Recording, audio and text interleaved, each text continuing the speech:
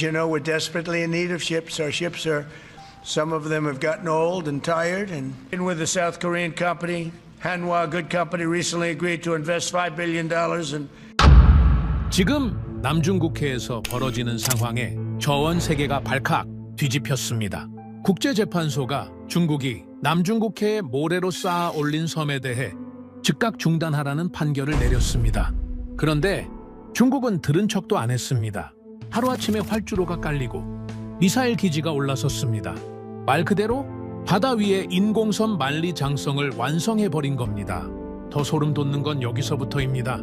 미국은 모든 상황을 미국 본토를 겨냥할 수 있는 직접적 군사 위협으로 규정하면서 바다를 수호할 새로운 함대가 당장 필요해졌습니다. 절체절명의 순간 펜타곤이 긴급 호출한 유일한 선택지, 바로 대한민국이었습니다. 배 한 척에 들어가는 사업 규모는 미국 역사상 유례없는 무려 7조 원. 돈은 얼마든지 줄 테니 제발 배 좀 만들어달라. 상상조차 어려운 천문학적 금액을 들고 한국을 찾은 미국. 대체 무슨 일이 벌어진 걸까요? 그 전에 잠깐 1초 만에 누를 수 있는 좋아요 버튼을 꾹 눌러주시면 영상 제작에 아주 큰 힘이 됩니다. 그럼 바로 시작하겠습니다. 이게 말이 됩니까? 바다 한가운데 중국이 만든 인공모래섬이라니요? 국제재판소가 판결을 내렸습니다. 중국의 남중국해 점령에 대해 법적 근거가 없다고 명확하게 선언했죠. 전 세계가 지켜보는 가운데 정의가 승리했다며 박수를 쳤고 저 역시 그 판결문을 읽으며 안도의 한숨을 내쉬었습니다. 그런데 중국이 뭘 했는지 아십니까? 무시했습니다. 완전히요. 한마디 해명도 한 줄의 반박 성명도 없었습니다. 대신 판결이 나온 다음날 새벽 준설선 12척이 남중국해를 향해 출항했다는 보고가 제 책상 위에 올라왔죠. 저는 데이비드 맥클레인입니다. 미 해군 전략분석관으로 25년을 보냈고 그 세월 동안 셀 수 없이 많은 위기 상황을 겪어왔습니다. 냉전의 끝자락에서 소련 잠수함을 추적했고 중동의 불바다 속에서 함대 이동 경로를 분석했으며 테러와의 전쟁이 한창일 때는 밤잠을 설쳐가며 위협평가 보고서를 작성했죠. 하지만 그 어느 때보다 지금이 등골이 서늘합니다. 왜냐하면 저는 국제법이 무력해지는 순간을, 질서가 조롱당하는 장면을 두 눈으로 똑똑히 목격했기 때문입니다. 중국은 판결을 무시했습니다. 항소도 하지 않았고 변명도 늘어놓지 않았죠. 대신 그들은 모래를 쌓기 시작했습니다. 하루에도 수천 톤씩 바다 한가운데에 거대한 만리장성을 세우듯이 말입니다. 저는 그 위성 사진을 처음 봤을 때 확신했습니다. 이건 단순한 토목 공사가 아니라 세계 질서에 대한 정면 도전이라는 것을요. 판결이 나오던 날의 분위기를 저는 아직도 선명하게 기억합니다.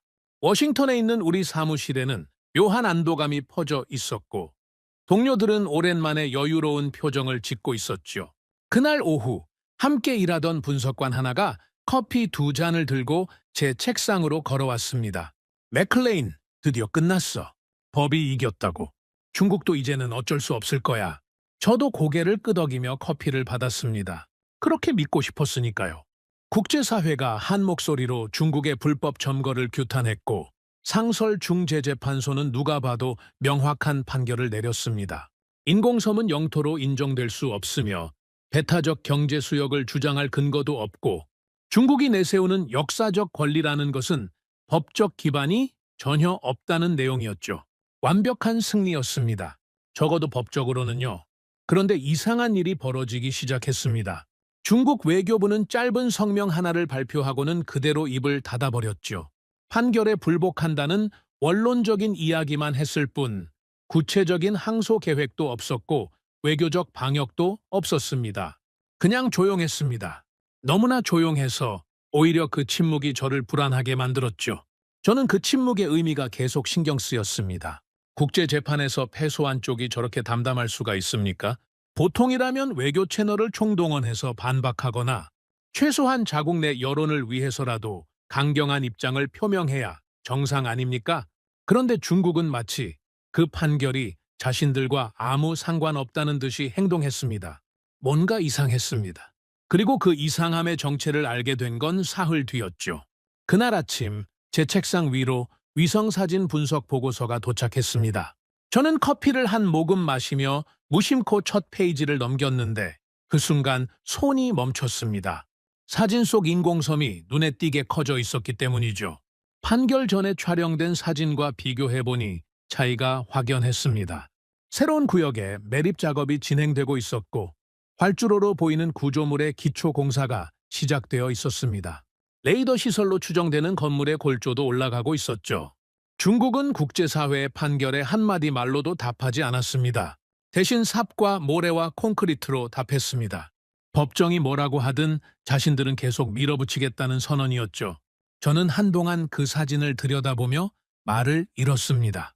이건 단순한 무시가 아니었습니다. 조롱이었습니다. 국제법 질서 전체에 대한 노골적인 조롱이요. 그 주 후반, 저는 상관에게 보고서를 올렸습니다. 제목은 간단했죠.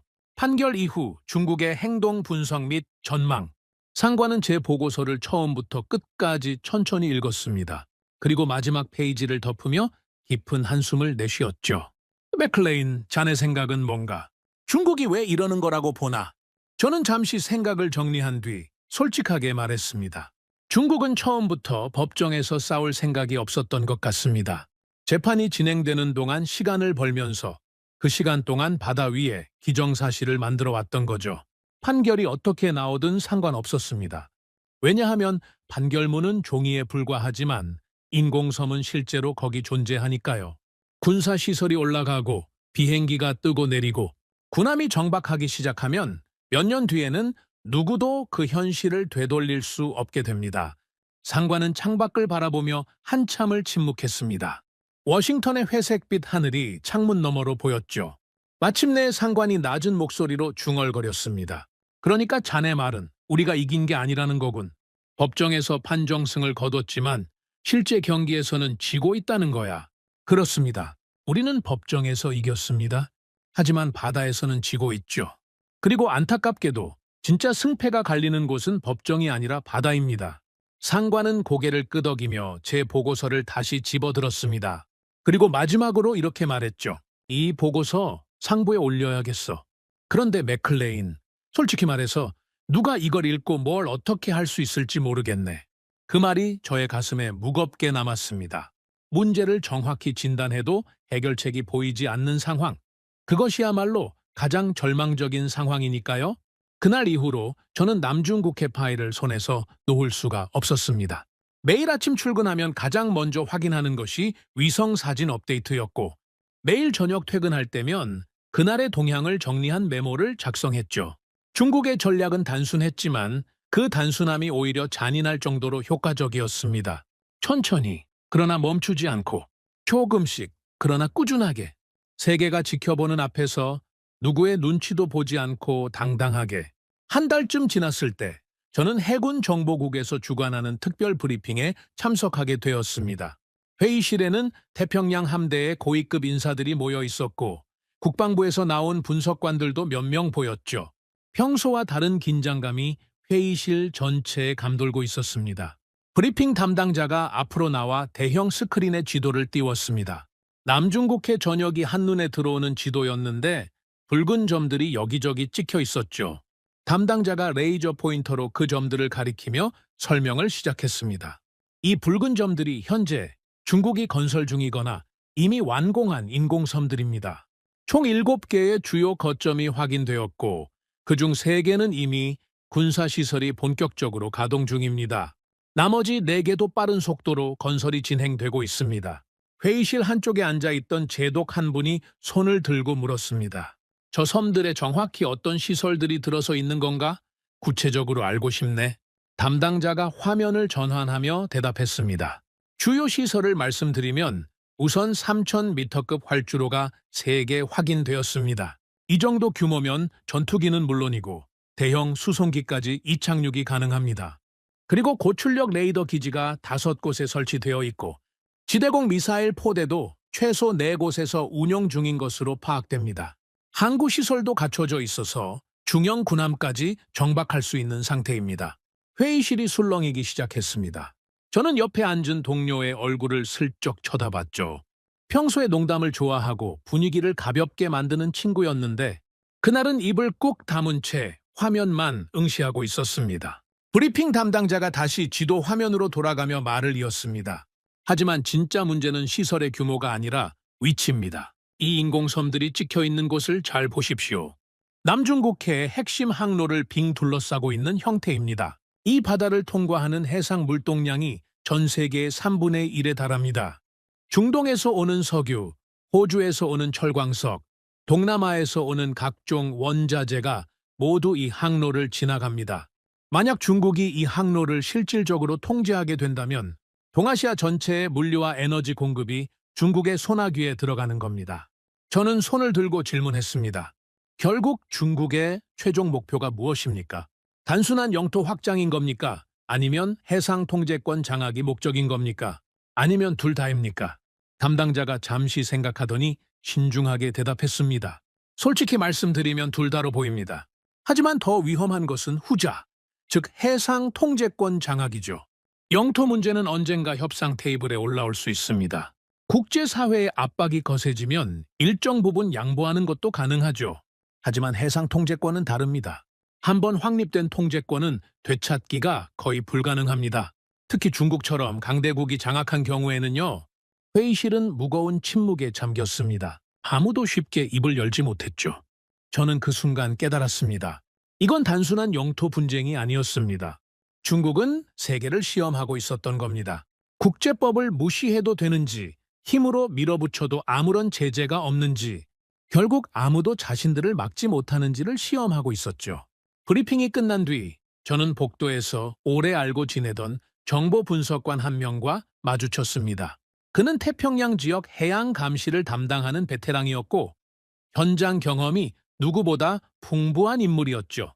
맥클레인, 오늘 브리핑 어땠나?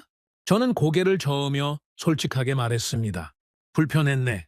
문제가 뭔지는 누구나 알겠는데 해결책은 아무도 말하지 않더군. 아니, 해결책이 있기는 한 건가? 그가 잠시 주위를 둘러보더니 목소리를 낮췄습니다. 문제는 속도야. 중국이 너무 빠르게 움직이고 있어. 우리가 회의하고 보고서 쓰고 상부 승인 받는 사이에 저쪽은 섬 하나를 뚝딱 만들어버린다고. 우리는 절차를 밟고 저쪽은 삽질을 하는 거지. 누가 이기겠나? 그 말이 가슴에 깊이 박혔습니다. 맞는 말이었으니까요. 민주주의 국가는 의사결정에 시간이 걸립니다. 여론을 수렴하고 의회의 동의를 구하고 동맹국들과 협의하는 과정이 필요하죠. 하지만 중국은 그런 과정이 필요 없습니다. 최고 지도부가 결정하면 바로 실행에 옮길 수 있으니까요. 이 속도의 차이가 결국 바다 위의 현실을 바꾸고 있었습니다. 저는 그날 밤 집에 돌아와서도 오랫동안 잠을 이루지 못했습니다. 천장을 바라보며 계속 같은 생각을 했죠. 법은 우리 편이지만 현실은 저쪽 편으로 기울고 있다. 판결문은 우리가 가졌지만 바다는 저쪽이 가져가고 있다. 이 상황을 어떻게 뒤집을 수 있을까? 그로부터 몇 주 뒤 새로운 보고서가 도착했습니다. 중국이 인공섬에 장거리 지대함 미사일을 배치했다는 내용이었죠. 이건 상황이 완전히 다른 국면으로 접어들었다는 신호였습니다. 비행장과 레이더 기지는 방어적 성격으로 해석될 여지가 있습니다. 하지만 지대함 미사일은 다릅니다. 이건 명백한 공격 무기이고 그 사정거리 안에 들어오는 모든 함선을 위협하는 존재입니다. 저는 지도를 펴놓고 미사일 사정거리를 원으로 그려봤습니다. 그 원 안에 남중국해의 주요 항로가 거의 다 들어갔죠. 필리핀 해역도, 베트남 해역도, 심지어 말레이시아와 인도네시아 근해까지 위협권 안에 포함되었습니다. 이건 더 이상 잠재적 위협이 아니었습니다. 현실화된 위협이었죠. 저는 다시 보고서를 작성하기 시작했습니다. 이번에는 제목을 다르게 붙였죠. 남중국해 군사화 현황 및 대응 방안 검토. 하지만 솔직히 말해서 대응 방안 부분을 쓰는 것이 가장 어려웠습니다. 외교적 압박은 이미 효과가 없다는 것이 증명되었고 경제 제재는 중국 규모의 경제에 타격을 주기 어렵습니다. 군사적 대응은 확전의 위험이 너무 크고요. 결국 남는 것은 하나였습니다. 우리도 그 바다에 존재해야 한다는 것. 법이 아니라 힘으로, 종이가 아니라 강철로 우리의 입장을 보여줘야 한다는 것. 그런데 그러려면 배가 필요했습니다. 지금 당장 그 바다에 투입할 수 있는 배가요. 그때 저는 처음으로 이 생각을 하게 되었습니다. 우리에게는 새로운 함대가 필요하다고. 그것도 빠르게, 대량으로, 실전에 바로 투입할 수 있는 수준으로. 그리고 그 생각이 저를 전혀 예상하지 못했던 방향으로 이끌어가게 되었죠. 그 방향의 끝에 한국이라는 나라가 있었습니다. 그 회의는 제가 예상했던 것보다 훨씬 빠르게 소집되었습니다. 남중국해 상황이 급박하게 돌아가면서 해군 내부에서는 차세대 프리기탐 도입 논의가 본격화되기 시작했죠. 문제는 우리의 프리기탐 전력이 심각하게 노후화되어 있다는 점이었습니다. 냉전 시대에 건조된 함정들이 아직도 현역으로 뛰고 있었고 새로운 위협에 대응하기에는 역부족이라는 평가가 지배적이었습니다. 그래서 해군은 차세대 프리기탐 사업을 추진하기로 결정했고 해외 협력 파트너를 물색하기 시작한 겁니다. 저는 그 검토 회의에 분석관 자격으로 참석하게 되었습니다. 솔직히 큰 기대는 하지 않았습니다. 어차피 후보는 뻔했으니까요. 영국, 독일, 이탈리아, 스페인 같은 전통적인 해양 강국들의 방산업체가 거론될 것이고 우리는 그 중에서 가장 적합한 파트너를 고르면 되는 일이라고 생각했죠. 회의실에 들어서니 이미 상당수의 좌석이 차 있었습니다. 해군 고위 장성들, 국방부 관계자들, 방산업계 전문가들까지 하나같이 이 분야에서 내로라 하는 인물들이었죠. 회의가 시작되자 분위기는 의외로 편안했습니다. 긴장감보다는 여유로움이 감돌았고 다들 결론이 어떻게 날지 대충 예상하고 있다는 표정이었습니다. 발표자가 스크린에 잠재적 협력 파트너 목록을 띄웠습니다. 영국, 이탈리아, 스페인, 독일, 예상했던 이름들이 차례로 나열되었죠. 회의 참석자들은 고개를 끄덕이며 자료를 훑어봤습니다. 특별히 놀랄만한 내용은 없었습니다. 그런데 다음 슬라이드로 넘어가는 순간 회의실의 공기가 바뀌었습니다. 한국이라고요? 회의실 한쪽에서 낮은 웃음소리가 새어나왔습니다. 처음에는 한두 명이었는데 곧 여기저기서 비슷한 반응이 터져나왔죠. 제 옆에 앉아있던 방산업계 출신 전문가가 중얼거렸습니다. 한국? 진심인가? 컨테이너선은 잘 만들지. 근데 군함은 완전히 다른 이야기 아닌가? 반대편에서는 해군 대령이 동료에게 속삭였습니다. 한국 해군 함정 대부분이 우리 기술로 만든 거잖아. 우리가 오히려 기술을 넘겨줘야 하는 상황이 될 수도 있어. 또 다른 쪽에서는 이런 소리도 들렸습니다. 동맹국이니까 외교적으로 목록에 넣은 거겠지. 진지하게 검토할 대상은 아니야. 저 역시 같은 생각이었습니다. 한국이 조선 강국이라는 건 알았지만 상선과 군함은 완전히 다른 영역이니까요. 회의실은 편안했습니다. 너무 편안했죠. 그런데 휴식 시간에 복도로 나갔다가 전혀 다른 대화를 듣게 되었습니다. 정보 분석을 담당하는 장교 2명이 창가에서 낮은 목소리로 이야기를 나누고 있었죠. 중국은 지금 배를 설계하는 단계가 아닙니다. 한 명이 낮게 말했습니다. 벽돌 찍어내듯 양산하고 있습니다. 다른 장교가 고개를 저으며 대답했습니다. 작년에 중국이 진수한 군함 톤수가 얼마인지 알아? 우리가 10년 동안 만든 것보다 많아. 10년치를 1년에 찍어내고 있다고. 저는 커피를 마시는 척하며 귀를 기울였습니다. 문제는 우리야. 미국은 만들고 싶어도 만들 조선소가 부족해. 냉전이 끝나고 조선소들이 하나둘 문을 닫았잖아. 숙련공들도 다 은퇴했고. 그래서 내부에서는 이런 말까지 나오고 있어. 그가 목소리를 더 낮췄습니다. 지금 미 해군은 바다에 구멍이 난 상태다. 저는 등골이 서늘해지는 것을 느꼈습니다. 웃고 있던 회의실과 달리 이건 농담이 아니었습니다. 그래서 이 사업은 경쟁이 아니라 응급조치였습니다. 그때 우리는 한국을 무시하고 있었지만 정작 두려워해야 할 건 다른 쪽이었습니다. 며칠 뒤 열린 후속 회의에서 모든 것이 바뀌었습니다. 이번에는 고위 의사결정권자들과 핵심 실무진만 모인 비공개 회의였죠. 저는 분석 자료를 제출한 관계로 배석하게 되었습니다. 회의는 유럽 업체들에 대한 논의로 시작되었습니다. 영국 업체는 기술력은 뛰어나지만 비용이 높다. 이탈리아는 설계가 우수하지만 납기가 불확실하다. 이런 식의 평가가 오갔죠. 분위기는 여전히 편안했습니다. 그때 한쪽 구석에 조용히 앉아있던 한 사람이 자리에서 일어났습니다. 태평양 지역에서 20년 넘게 함정 획득 업무를 담당해온 실무자였죠. 말이 적은 사람이었습니다. 그래서 그가 일어서자 회의실의 모든 시선이 그에게로 쏠렸습니다. 죄송합니다만 제가 한 가지 말씀드려도 되겠습니까? 회의를 주재하던 제독이 고개를 끄덕였습니다. 물론이지. 말씀해보게. 그는 노트북을 열어 프로젝터에 연결했습니다. 저는 지난 몇 년간 아시아 지역의 조선소들을 직접 방문했습니다. 특히 한국의 시설들을요. 솔직히 말씀드리면 제가 목격한 것들이 저의 기존 생각을 완전히 뒤바꿔 놓았습니다. 화면에 사진과 데이터가 떴습니다. 가장 먼저 눈에 들어온 것은 야드 운영 방식이었습니다. 세계 최대급 도크가 여러 개 있고 그 도크들이 쉬지 않고 가동되고 있었죠. 하지만 진짜 인상적인 건 규모가 아니었습니다. 그가 화면을 전환했습니다. 블록 건조 방식입니다. 배를 한 번에 만드는 게 아니라 수십 개의 블록으로 나눠서 동시에 제작한 뒤 조립하는 방식이죠. 한 참석자가 끼어들었습니다. 그 방식은 우리도 쓰지 않습니까? 씁니다. 하지만 수준이 다릅니다. 한국은 이 방식을 수십 년간 상선에서 갈고 닦았습니다. 수천 척의 컨테이너선과 유조선을 만들면서 공정을 완벽하게 최적화했죠. 각 블록을 담당하는 팀이 따로 있고 동시에 작업이 진행됩니다. 완성된 블록들은 밀리미터 단위로 맞춰서 조립되고요. 마치 자동차 생산 라인처럼 매끄럽게 돌아갑니다. 회의실이 조용해지기 시작했습니다. 아까까지 여유롭던 표정들이 하나둘 진지해졌죠. 한 제독이 물었습니다. 하지만 상선과 군함은 다르지 않습니까? 상선 잘 만든다고 군함도 잘 만드는 건 아니잖아요. 맞습니다. 저도 처음에는 그렇게 생각했습니다. 그래서 군함 쪽 데이터를 따로 수집했습니다. 그가 새로운 화면을 띄웠습니다. 숫자들이 나열되어 있었죠. 이것은 한국 조선소의 군함 건조 품질 지표입니다.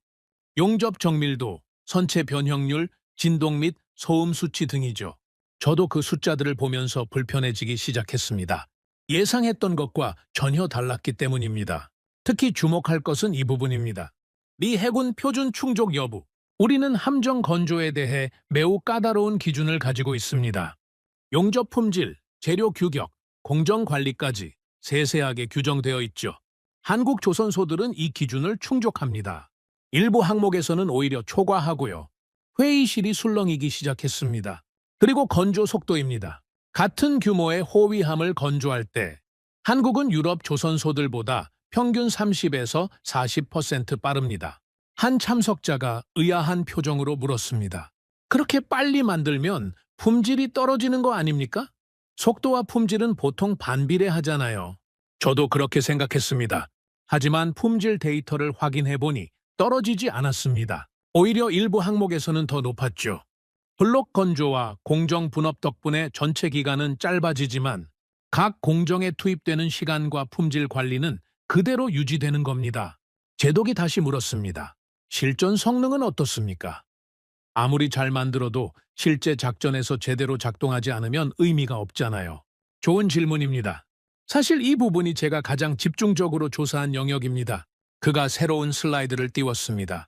한국 해군은 청해 부대라는 이름으로 소말리아 해역에 함정을 파견해왔습니다. 2009년부터 지금까지요. 10년이 넘는 기간 동안 자국 연안이 아닌 원해에서 장기간 함정을 운용한 경험이 있다는 뜻입니다. 이 과정에서 함정의 신뢰성, 정비체계, 보급 능력이 모두 검증되었죠. 한 참석자가 물었습니다. 문제가 발생한 적은 없었습니까? 물론 있었습니다. 장비 고장, 부품 교체, 긴급 수리 같은 일들이요. 바다 한가운데서 몇 달씩 작전하면 당연히 생기는 일들입니다. 하지만 중요한 건 대응 방식입니다. 그가 잠시 말을 멈추더니 핵심을 짚었습니다. 한국은 문제가 발생하면 상세하게 기록합니다. 무엇이 고장났고, 어떤 상황에서 발생했고, 어떻게 조치했는지를 문서화하죠. 그리고 그 데이터를 본국의 조선소와 공유합니다. 조선소에서는 그것을 분석해서 다음 함정 건조에 반영하고요. 같은 문제가 반복되지 않도록 설계를 수정하거나 부품을 교체하는 겁니다. 고장이 단순한 실패로 끝나는 게 아니라 개선의 원천이 되는 거죠. 회의실에서 고개를 끄덕이는 사람들이 보였습니다. 그가 마지막으로 한마디를 덧붙였습니다. 저는 이 자료들을 종합하면서 한 가지 결론에 도달했습니다. 모두가 다음 말을 기다렸습니다. 한국은 우리가 도와줘야 할 대상이 아닙니다. 잠시 정적이 흘렀습니다. 우리가 배워야 할 대상입니다. 그 말이 떨어지는 순간 회의실의 공기가 완전히 바뀌었습니다. 아까까지 떠돌던 조롱의 기운은 사라졌고 무거운 침묵이 그 자리를 채웠죠. 저는 앞에 앉아 있는 제독의 뒷모습을 바라봤습니다. 그는 팔짱을 낀 채 화면을 응시하고 있었습니다. 아무런 표정 변화도 없었지만 그 침묵 자체가 의미심장했습니다. 그건 부정이 아니었습니다.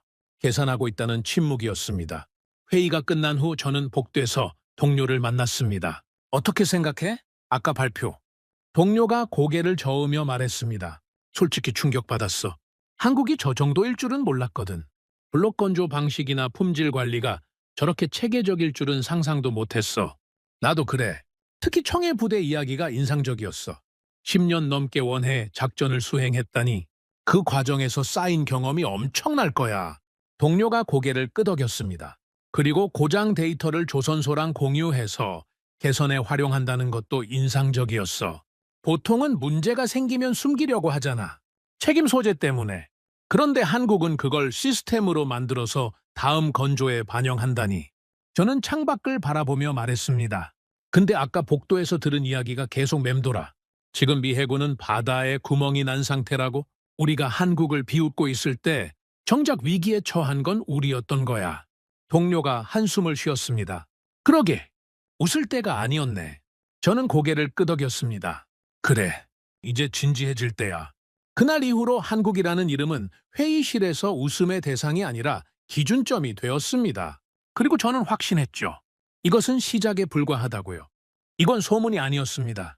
회의에서 터져나온 한국에 대한 발언은 해군 내부에 적잖은 파장을 일으켰습니다. 우리가 배워야 할 대상이다 라는 그 한마디가 불편했던 사람들이 많았죠. 수십 년간 세계 최강의 해군력을 자부해온 조직에서 한국에게 배워야 한다는 말은 쉽게 받아들이기 어려운 것이었으니까요. 그래서 상부에서는 추가 검증을 지시했습니다. 감정이 아니라 숫자로, 인상이 아니라 데이터로 확인하라는 것이었죠. 저는 그 검증 작업에 참여하게 되었습니다. 솔직히 말씀드리면 저 역시 마음 한구석에서는 그 실무자의 발언이 과장되었기를 바라고 있었습니다. 데이터를 직접 확인하면 현실적인 그림이 나올 것이고 다시 원래의 질서로 돌아갈 수 있을 것이라고 생각했죠. 하지만 제가 틀렸습니다. 데이터를 파고들수록 상황은 제가 생각했던 것보다 훨씬 심각했습니다. 검증 작업의 첫 번째 단계는 중국 해군력의 현황을 정확하게 파악하는 것이었습니다. 우리는 중국 해군이 빠르게 성장하고 있다는 것을 알고 있었습니다. 하지만 구체적인 수치를 나열해 놓고 보니 그 속도가 얼마나 무서운 것인지가 피부로 와닿았죠. 중국은 최근 10년간 전투함 건조 속도를 2배 이상 끌어올렸습니다. 그것도 소형 초계함이 아니라 구축함급 이상의 대형 전투함에서요. 제가 분석팀에서 받아본 자료에 따르면 중국은 매년 구축함 4~5척을 진수하고 있었습니다. 여기에 호위함, 상륙함, 보급함까지 더하면 그 숫자는 훨씬 더 늘어났죠. 분석팀의 한 동료가 자료를 정리하며 말했습니다. 이 속도가 유지된다면 10년 후 중국 해군의 전투함 수는 우리를 추월할 수도 있어. 아니, 이미 일부 함종에서는 추월당한 상태일 수도 있고. 저는 그 말을 듣고도 선뜻 반박할 수가 없었습니다. 수치는 거짓말을 하지 않았으니까요. 그런데 한 가지 의문이 있었습니다. 중국이 어떻게 이 속도를 낼 수 있었느냐는 거죠. 물론 중국 정부에 막대한 투자가 있었습니다. 하지만 돈만으로 되는 일이 아니었습니다. 군함 건조는 경험이 필요한 분야니까요. 수십 년간 쌓아온 노하우 없이는 아무리 시설이 좋아도 제대로 된 배를 만들 수 없습니다. 그때 분석팀에서 흥미로운 보고가 올라왔습니다. 중국이 한국 조선소 인력을 대거 스카우트하고 있습니다. 기술자, 관리자, 엔지니어 할 것 없이 고액의 연봉을 제시하며 한국에서 경험을 쌓은 인력들을 빼가고 있다는 내용이었죠. 중국은 시설만 지은 게 아니었습니다. 그 시설을 돌릴 수 있는 사람까지 확보하고 있었던 겁니다. 저는 그 보고서를 읽으며 묘한 기분이 들었습니다. 중국이 한국 인력을 스카우트한다는 건 결국 한국의 조선 기술이 그만큼 가치가 있다는 뜻이니까요. 중국도 인정한 셈이었습니다. 빠르게 군함을 찍어내려면 한국의 노하우가 필요하다는 것을요. 동료가 옆에서 말했습니다. 아이러니하지 않아? 중국이 우리를 위협하는 해군력을 키우는데 한국 기술이 쓰이고 있다니. 저는 고개를 끄덕였습니다. 그러니까 말이야. 근데 뒤집어 생각하면 한국 기술이 그만큼 대단하다는 증거이기도 하지. 하지만 진짜 문제는 중국의 성장 속도가 아니었습니다. 문제는 우리 자신의 상황이었죠. 검증 작업의 두 번째 단계는 미국의 조선 능력을 객관적으로 평가하는 것이었습니다. 그리고 이 부분에서 저는 가장 큰 충격을 받았습니다. 우리가 가진 문제는 예산 부족이 아니었습니다. 의회는 해군 예산을 꾸준히 늘려주고 있었고 새로운 함정 건조에 대한 정치적 지지도 충분했죠. 문제는 돈이 있어도 배를 만들 수 없다는 것이었습니다. 미국의 조선 산업은 냉전 종식 이후 급격하게 위축되어 있었습니다. 소련이라는 위협이 사라지면서 군함 수요가 줄었고 수요가 줄면서 조선소들이 하나둘 문을 닫았죠. 숙련공들도 대부분 은퇴했습니다. 현재 미국에서 대형 군함을 건조할 수 있는 조선소는 손에 꼽을 정도였고 그나마도 가동률이 한계에 다다른 상태였습니다. 같은 사양의 구축함급 함정을 건조하는데 미국은 평균 6, 7년이 걸렸습니다. 반면 중국은 4, 5년 만에 만들어내고 있었죠. 저는 동료에게 물었습니다. 이 격차를 어떻게 해석해야 하지? 동료가 한숨을 쉬며 대답했습니다. 단순해. 우리는 한 척을 만드는 동안 중국은 두세 척을 만들어. 그리고 그 차이가 누적되면서 균형이 기울고 있는 거야. 검증 작업 결과를 보고하는 회의가 열렸습니다. 이번에는 더 높은 수준의 의사결정권자들이 참석한 자리였죠. 발표자가 먼저 중국 해군력 현황에 대한 슬라이드를 띄웠습니다. 중국 해군은 현재 세계에서 가장 빠른 속도로 성장하고 있습니다. 지난 10년간 진수한 전투함의 총 톤수가 미 해군의 상당 부분에 버금가는 수준입니다. 다음 슬라이드에는 연도별 함정 진수 현황이 그래프로 표시되어 있었습니다. 중국의 그래프는 가파르게 상승하고 있었고 미국의 그래프는 거의 수평에 가까웠죠. 그리고 한 가지 주목할 점이 있습니다. 중국이 이 속도를 낼 수 있었던 비결 중 하나가 한국 조선소 인력의 스카우트입니다. 중국은 막대한 자금을 투입해 한국에서 경험을 쌓은 기술자, 관리자, 엔지니어들을 빼가고 있습니다. 회의실이 술렁였습니다. 한 참석자가 물었죠. 그게 확인된 정보입니까? 정보 당국에서 올라온 보고입니다. 중국은 시설만 지은 게 아니라 그 시설을 운영할 노하우까지 확보하고 있는 겁니다. 그리고 그 노하우의 상당 부분이 한국에서 온 것으로 파악됩니다. 저는 그 말을 들으며 아이러니를 느꼈습니다. 중국조차 빠르게 군함을 만들려면 한국의 기술이 필요하다고 인정한 셈이었으니까요. 발표자가 다음 슬라이드로 넘겼습니다. 화면에는 한국 조선소의 데이터가 떠 있었습니다. 지난 회의에서 한국에 대한 발표가 있었습니다. 오늘은 그 내용을 더 정밀하게 검증한 결과를 말씀드리겠습니다. 먼저 전투체계 통합 경험입니다. 군함은 단순히 배가 아닙니다. 레이더, 미사일, 어로에, 통신 장비 등 수십 가지 시스템이 하나로 연결되어 작동해야 합니다. 이것을 통합하는 것이 군함 건조에서 가장 어려운 부분이지요. 한 참석자가 물었습니다. 한국이 그런 경험이 있습니까? 있습니다. 한국 해군 함정들은 상당 부분 미국산 무기체계를 사용하고 있습니다. 한국의 세종대왕급 구축함에는 미국의 이지스 전투체계가 탑재되어 있죠. 한국은 이 시스템을 자국에서 건조한 함체에 통합하는 작업을 성공적으로 수행했습니다. 발표자가 덧붙였습니다. 단순히 장비를 사서 끼워 넣은 게 아닙니다. 함체 설계부터 전투체계 통합까지 전 과정을 자체적으로 수행한 겁니다. 이건 매우 높은 수준의 기술력이 있어야만 가능한 일입니다. 회의실에서 수군거림이 들렸습니다. 이건 예상하지 못한 정보였죠. 발표자가 다음 항목으로 넘어갔습니다. 두 번째로 말씀드릴 것은 납기 신뢰입니다. 한 참석자가 끼어들었습니다. 납기요? 그게 왜 중요합니까? 매우 중요합니다. 우리가 함정을 발주하면 언제 받을 수 있느냐가 핵심입니다. 아무리 좋은 배라도 필요한 시점에 없으면 의미가 없으니까요. 발표자가 비교 자료를 띄웠습니다. 유럽 조선소들의 납기 준수율을 보십시오. 상당수가 예정보다 지연됩니다. 예상치 못한 문제가 생겼다. 설계 변경이 있었다. 하청업체에서 지연이 발생했다. 이런 이유로 몇 달에서 몇 년씩 늦어지는 경우가 많습니다. 한국은 다릅니까? 다릅니다. 한국 조선소들의 납기 준수율은 세계 최고 수준입니다. 약속한 날짜 배를 넘깁니다. 발표자가 잠시 말을 멈추더니 중요한 포인트를 짚었습니다. 더 인상적인 것은 그들의 접근 방식입니다. 한국 조선소들은 처음부터 무리한 일정을 제시하지 않습니다. 지킬 수 있는 납기만 약속하죠. 대신 약속한 것은 반드시 지킵니다. 이것이 그들의 산업 문화입니다. 발표자가 마지막 항목으로 넘어갔습니다. 세 번째로 말씀드릴 것은 한국의 문서 문화입니다. 방산협력에서 가장 큰 리스크 중 하나가 정보 비대칭입니다. 보통 업체들은 계약을 따내기 위해 좋은 말만 합니다. 문제점이나 리스크는 숨기죠. 그래서 나중에 문제가 터지면 서로 책임을 미루게 됩니다. 한국은 다릅니까? 발표자가 고개를 끄덕였습니다. 다릅니다. 한국 업체들의 제안서를 분석해 봤는데 특이한 점이 있었습니다. 그들은 위험 요소를 먼저 명시합니다. 이 일정은 이런 조건에서만 가능하다. 이 부분은 이런 리스크가 있다. 이런 상황이 발생하면 일정이 지연될 수 있다. 이런 식으로요? 한 참석자가 의아한 표정을 지었습니다. 그게 좋은 건가요? 자신감이 없어 보이지 않습니까?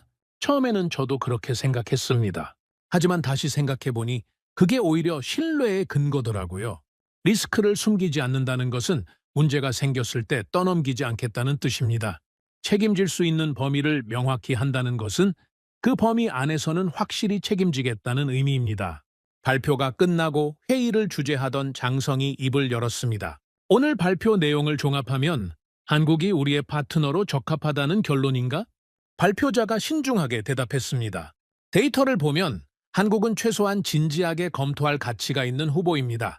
건조 속도, 품질, 전투체계 통합 경험, 납기 신뢰, 투명한 문서 문화까지 이 정도 조건을 갖춘 후보는 많지 않습니다.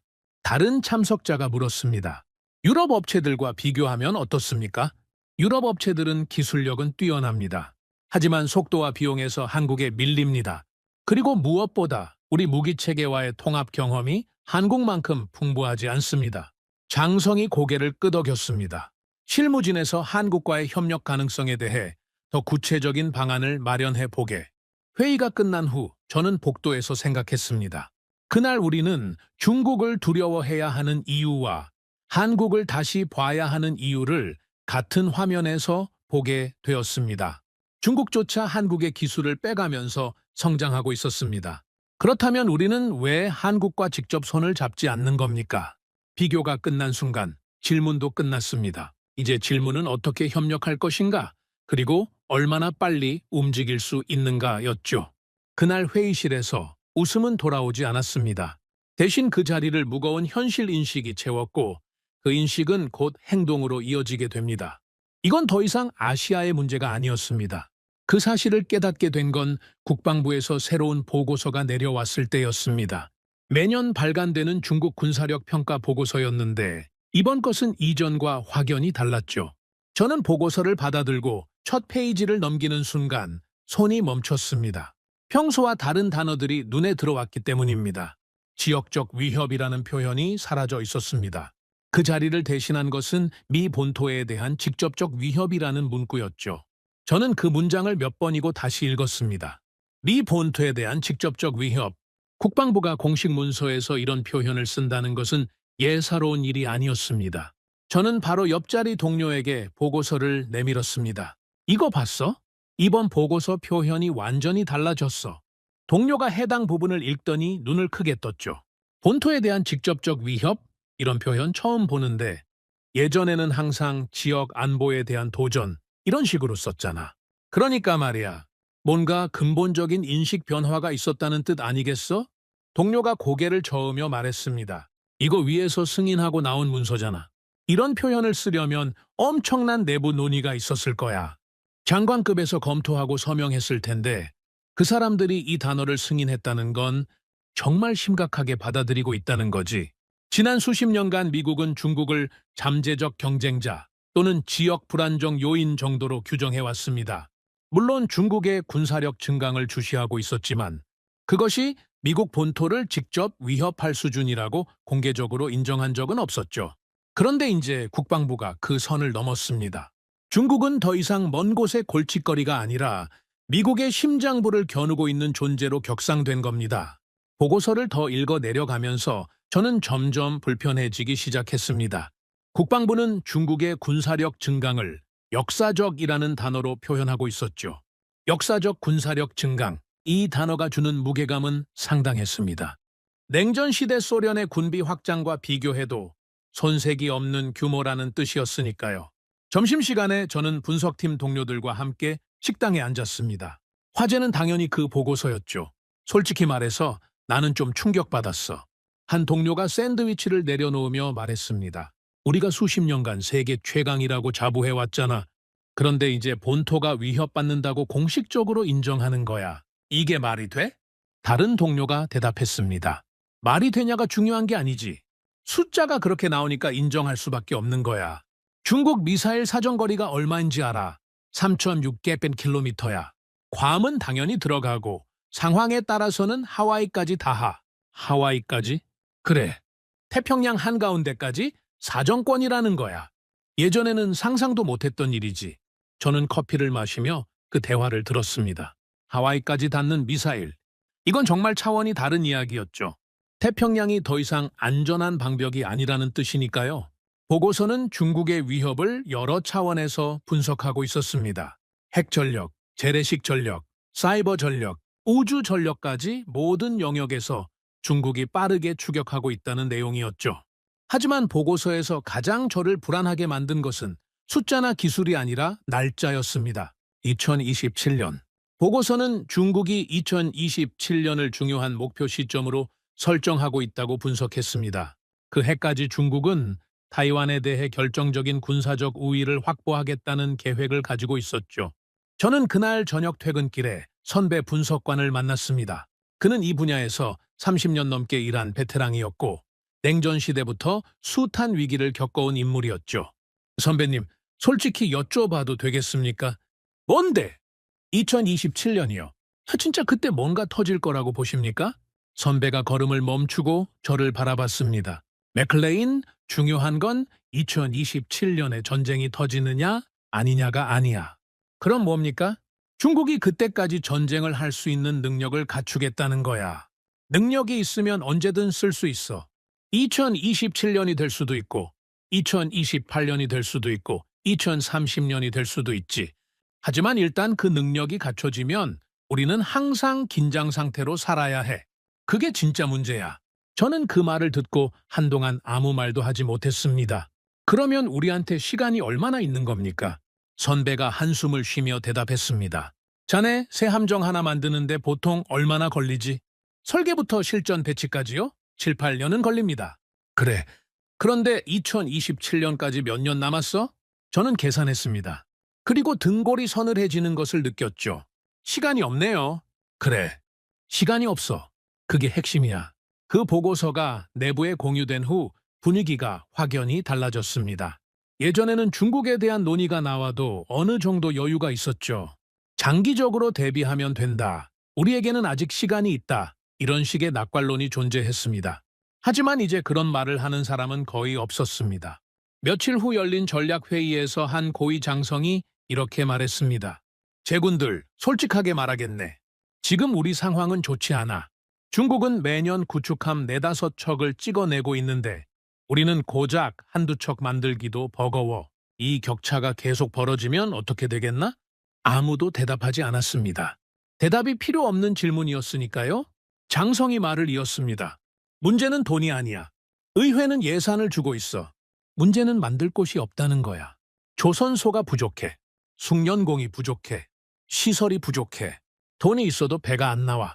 한 참모가 조심스럽게 물었습니다. 그러면 어떻게 해야 합니까? 2가지 방법밖에 없어. 하나는 시간을 압축하는 거야. 기존에 7, 8년 걸리던 걸 4, 5년으로 줄이는 거지. 하지만 그러려면 리스크를 감수해야 해. 제대로 테스트 안 하고 배치하면 문제가 생길 수 있거든. 다른 하나는요. 외부 도움을 받는 거야. 우리가 못하는 걸 할 수 있는 동맹국을 찾는 거지. 회의실이 잠시 조용해졌습니다. 모두가 그 말의 의미를 곱씹고 있었죠. 그 무렵 또 하나의 소식이 들려왔습니다. 일본이 움직이기 시작했다는 것이었죠. 일본 정부 고위층에서 핵 추진 잠수함 도입을 공개적으로 거론하기 시작했다는 보고가 올라왔습니다. 이건 엄청난 변화였습니다. 일본은 제2차 세계대전 이후 줄곧 평화헌법의 틀 안에서 자위대를 운용해왔고 공격적인 무기체계 도입에는 극도로 신중한 태도를 보여왔거든요. 저는 일본 담당 분석관에게 물었습니다. 일본이 진짜로 핵 추진 잠수함을 도입할 수 있다고 봐? 그가 고개를 갸웃거리며 대답했습니다. 기술적으로는 가능하지. 일본 조선 기술이면 충분히 만들 수 있어. 문제는 정치야. 국내 여론이 어떻게 반응할지, 주변국들이 어떻게 볼지 이런 게 복잡하거든.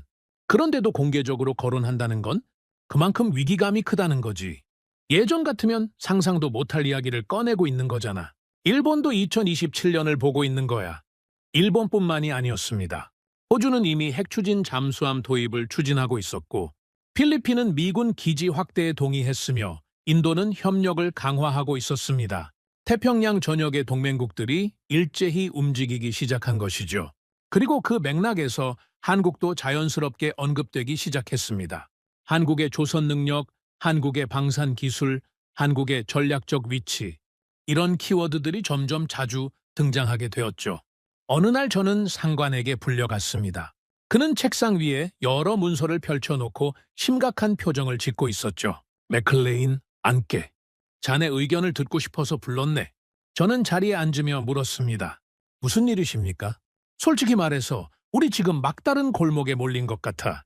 속도를 높여야 한다는 건 알겠는데 방법이 안 보여. 2027년까지 의미 있는 전력 증강을 하려면 정상적인 절차로는 불가능해. 저는 잠시 생각한 뒤 대답했습니다. 외부 역량을 활용하는 수밖에 없다고 봅니다. 우리가 부족한 부분을 동맹국의 역량으로 보완하는 거죠. 특히 조선 능력이 가장 큰 병목입니다. 동맹국이라면 어디를 생각하고 있나? 일본은 기술력은 있지만 정치적 제약이 있습니다. 유럽은 거리가 너무 멀고 그쪽도 러시아 때문에 바쁩니다. 그러면 한국입니다. 조선 능력은 세계 최고 수준이고 지리적으로도 가깝고 동맹 관계도 견고합니다. 그리고 무엇보다 우리 무기 체계와의 통합 경험이 이미 있습니다. 상관이 한참 동안 아무 말 없이 저를 바라봤습니다. 몇 달 전만 해도 회의실에서 한국 이름 나오면 다들 웃었는데 저도 웃은 사람 중 하나였습니다. 하지만 상황이 바뀌었습니다. 데이터를 보면 한국은 진지하게 검토할 가치가 있는 파트너입니다. 상관이 고개를 끄덕였습니다. 나도 마찬가지야. 이제는 웃을 때가 아니지. 그날 이후 한국이라는 단어는 더 이상 웃음이 아니었습니다. 하지만 동시에 더 근본적인 질문이 남아 있었습니다. 한국과 협력한다고 해서 구체적으로 무엇을 만들어야 하는가? 최첨단 구축함인가? 아니면 다른 무언가인가? 우리가 지금 당장 만들어야 할 것은 최고의 배가 아니라 시간을 벌어줄 전력이라는 점이 점점 분명해지고 있었죠. 저는 퇴근길에 동료와 이야기를 나눴습니다. 한국이랑 협력하는 건 이제 거의 기정사실인 것 같아. 그런데 말이야, 뭘 만들어야 하는 거지? 동료가 고개를 갸웃거렸습니다. 당연히 함정 아니야? 그게 우리가 부족한 거잖아. 함정은 맞는데 어떤 함정이냐가 문제야. 구축함, 순양함, 프리기함, 전략이 먼저 있어야 배를 정할 수 있는 거 아니겠어? 그건 그렇지. 저는 잠시 생각하다가 말했습니다. 결국 중국이 뭘 하고 있는지를 봐야 해. 저쪽이 어떤 전략으로 나오는지 알아야 우리가 뭘 만들어서 대응할지 정할 수 있으니까. 동료가 고개를 끄덕였습니다. 남중국해 말이야? 그래. 중국이 저기서 뭘 하고 있는지, 그게 어떤 약점이 있는지 그걸 먼저 분석해야 해. 그래야 우리가 뭘 만들어야 하는지 답이 나와. 그날 밤 저는 집에 돌아와서도 그 생각을 멈출 수 없었습니다. 시간이 없다는 것은 알겠는데 무엇을 만들어야 하는가? 가장 비싸고 강력한 배가 정답인가? 아니면 다른 접근이 필요한가? 그리고 그 순간부터 논의의 중심은 누가 만들어주느냐가 아니라 무엇을 얼마나 빨리 만들어야 하느냐로 옮겨가기 시작했습니다. 무엇을 만들어야 하는가? 그 질문에 답하려면 먼저 중국이 무엇을 하고 있는지를 이해해야 했습니다. 저는 남중국해 분석 자료를 다시 꺼내 들었습니다. 위성사진, 정보보고서, 학술 논문, 언론 기사까지 손에 잡히는 것은 모두 읽었죠. 그리고 읽으면 읽을수록 한 가지 사실이 분명해졌습니다. 중국은 바다에 성벽을 쌓고 있었습니다. 모래로 만든 만리장성을요. 그 분석을 체계적으로 정리할 기회는 얼마 지나지 않아 찾아왔습니다. 태평양 함대에서 주관하는 전략 세미나에 발표자로 초청받은 것이죠. 주제는 남중국해 전략 환경과 미 해군의 대응 방향이었습니다. 저는 이 기회를 통해 그동안 고민해왔던 내용을 정리하기로 했습니다. 세미나 당일 회의실에는 예상보다 많은 인원이 모여 있었습니다.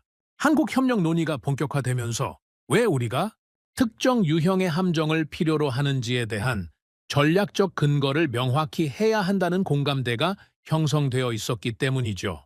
저는 스크린에 첫 번째 슬라이드를 띄우며 발표를 시작했습니다. 오늘 제가 말씀드리고 싶은 것은 간단합니다. 우리가 무엇을 만들어야 하는지, 그리고 왜 그것이어야 하는지입니다. 이 질문에 답하려면 먼저 중국이 남중국해에서 무엇을 하고 있는지부터 살펴봐야 합니다. 화면에 남중국해 위성 사진이 떴습니다. 푸른 바다 한가운데에 인공적으로 만들어진 섬들이 점점이 박혀 있었죠. 여러분, 이것이 중국이 지난 10여 년간 건설해온 인공섬들입니다. 언론에서는 모래로 만든 만리장성이라고 부르더군요. 적절한 표현이라고 생각합니다. 한 참석자가 물었습니다. 저 섬들의 규모가 어느 정도입니까? 가장 큰 것은 활주로까지 갖추고 있습니다. 3,000m급 활주로요. 전투기는 물론이고 대형 수송기까지 이착륙할 수 있는 규모입니다. 여기에 레이더 기지, 대공 미사일 포대, 대함 미사일 기지, 군 막사와 보급 시설까지 들어서 있습니다. 그야말로 바다 위의 요새죠. 회의실 여기저기서 고개를 끄덕이는 모습이 보였습니다. 중국의 인공섬 건설은 이미 널리 알려진 사실이었으니까요. 하지만 저는 여기서 예상치 못한 질문을 던졌습니다. 대단해 보이죠? 바다 한가운데에 군사기지를 세운 겁니다. 하지만 한 가지 질문을 드리겠습니다. 저는 잠시 말을 멈추고 회의실을 둘러봤습니다. 이 섬들이 움직일 수 있습니까? 회의실이 조용해졌습니다. 너무 당연한 질문처럼 들렸지만 제가 왜 이런 질문을 던지는지 다들 궁금해하는 표정이었죠. 움직일 수 없습니다. 당연히 고정되어 있죠. 그리고 고정되어 있다는 것은 좌표가 고정되어 있다는 뜻입니다. 좌표가 고정되어 있다는 것은 무엇을 의미합니까? 한 참석자가 대답했습니다. 표적이 된다는 뜻입니다. 정확합니다. 아무리 강력한 요새라도 위치가 알려져 있으면 공격받을 수 있습니다. 그리고 현대전에서 고정 표적을 타격하는 것은 그리 어려운 일이 아닙니다. 다른 참석자가 손을 들었습니다. 하지만 저 섬들의 방어 시스템이 있지 않습니까? 대공 미사일도 있고 근접 방어 무기도 있고요. 우리 미사일이 날아가면 요격할 수 있는 거 아닙니까? 저는 고개를 끄덕이며 대답했습니다. 맞습니다. 방어 시스템이 있죠. 상당히 강력한 것들입니다. 하지만 한 가지 생각해 보십시오. 방어 시스템은 유지 보수가 필요합니다. 탄약 보급이 필요합니다. 연료 공급이 필요합니다. 장비가 고장나면 수리해야 하고 인원이 지치면 교대해야 합니다. 식량과 물도 정기적으로 가져다 줘야 하고요. 저는 지도를 가리키며 말을 이었습니다. 그런데 저 섬들은 중국 본토에서 얼마나 떨어져 있습니까? 가장 가까운 것도 수백 킬로미터, 먼 것은 1000킬로미터가 넘습니다. 평시에는 보급이 문제 없습니다. 수송선이 정기적으로 오가면 되니까요. 하지만 전시에는 어떻겠습니까? 회의실이 다시 조용해졌습니다. 다들 제 말의 의미를 곱씹고 있었죠. 저는 다음 슬라이드로 넘기며 말했습니다. 전시 상황을 가정해 봅시다. 우리 잠수함이 남중국해에서 활동하고 있습니다. 우리 항공기가 하늘을 날고 있습니다. 이런 상황에서 중국 보급선이 무사히 저 섬들까지 도달할 수 있을까요? 한 참석자가 대답했습니다. 쉽지 않겠죠. 보급선은 느리고 방어력도 약하니까요. 그렇습니다. 보급이 끊기면 저 섬들은 얼마나 버틸 수 있을까요? 탄약이 떨어지면 미사일을 쏠 수 없습니다. 연료가 떨어지면 레이더를 돌릴 수 없습니다. 식량이 떨어지면 병사들이 굶습니다. 아무리 강력한 요새라도 보급 없이는 무용지물이 됩니다. 저는 여기서 핵심을 짚었습니다. 중국의 인공섬 전략은 평시에는 효과적입니다. 존재 자체로 주변국을 위협하고 기정사실을 만들어가고 있으니까요. 하지만 실제 전쟁이 나면 저 섬들은 강점이 아니라 약점이 될 수 있습니다. 고정되어 있고 보급에 취약하고 결국 고립된 표적이 되니까요. 발표가 이어지는 동안 질의응답이 오갔습니다. 한 고위 장교가 손을 들었죠. 맥클레인 분석관, 자네 분석은 이해했네. 중국 인공섬의 약점을 잘 짚어줬어. 그런데 내가 궁금한 건 이거야. 중국이 바보가 아닐 텐데 왜 저런 전략을 쓰는 건가? 저 약점을 모르고 있을 리가 없잖나. 좋은 질문이었습니다. 저도 같은 의문을 품었던 적이 있었으니까요. 좋은 질문입니다. 중국은 분명 저 약점을 알고 있을 겁니다. 그럼에도 불구하고 인공섬을 건설한 데는 몇 가지 이유가 있다고 봅니다. 저는 설명을 이어갔습니다. 첫째, 평시 효과입니다. 전쟁이 나지 않는 한 저 섬들은 중국의 영유권 주장을 뒷받침하는 물리적 증거가 됩니다. 국제재판소가 뭐라고 하든 세계 여론이 뭐라고 하든 섬은 거기 있습니다. 시간이 지나면 기정사실로 굳어지죠. 둘째는요. 둘째, 회색지대 전략입니다. 저 섬들이 존재하는 것만으로도 주변국들은 위축됩니다. 필리핀 어선이 자국 해역에서 조업하다가 중국 해경에 쫓겨납니다. 베트남 해군이 순찰을 돌다가 중국 함정과 대치합니다. 전쟁 없이도 영향력을 행사할 수 있는 거죠. 중국은 이것을 매우 효과적으로 활용하고 있습니다. 장교가 고개를 끄덕이며 물었습니다. 그러면 우리는 어떻게 대응해야 하나? 우리도 인공섬을 만들 수는 없지 않았나? 그래서는 안 됩니다. 우리가 같은 방식으로 대응하면 같은 약점을 갖게 됩니다. 우리는 다른 접근이 필요합니다. 저는 새로운 슬라이드를 띄웠습니다. 화면에는 간단한 도식이 나타났죠. 한쪽에는 모래, 고정, 방어라고 적혀 있었고 다른 쪽에는 강철, 기동, 투사라고 적혀 있었습니다. 중국은 땅의 논리로 바다에 접근하고 있습니다.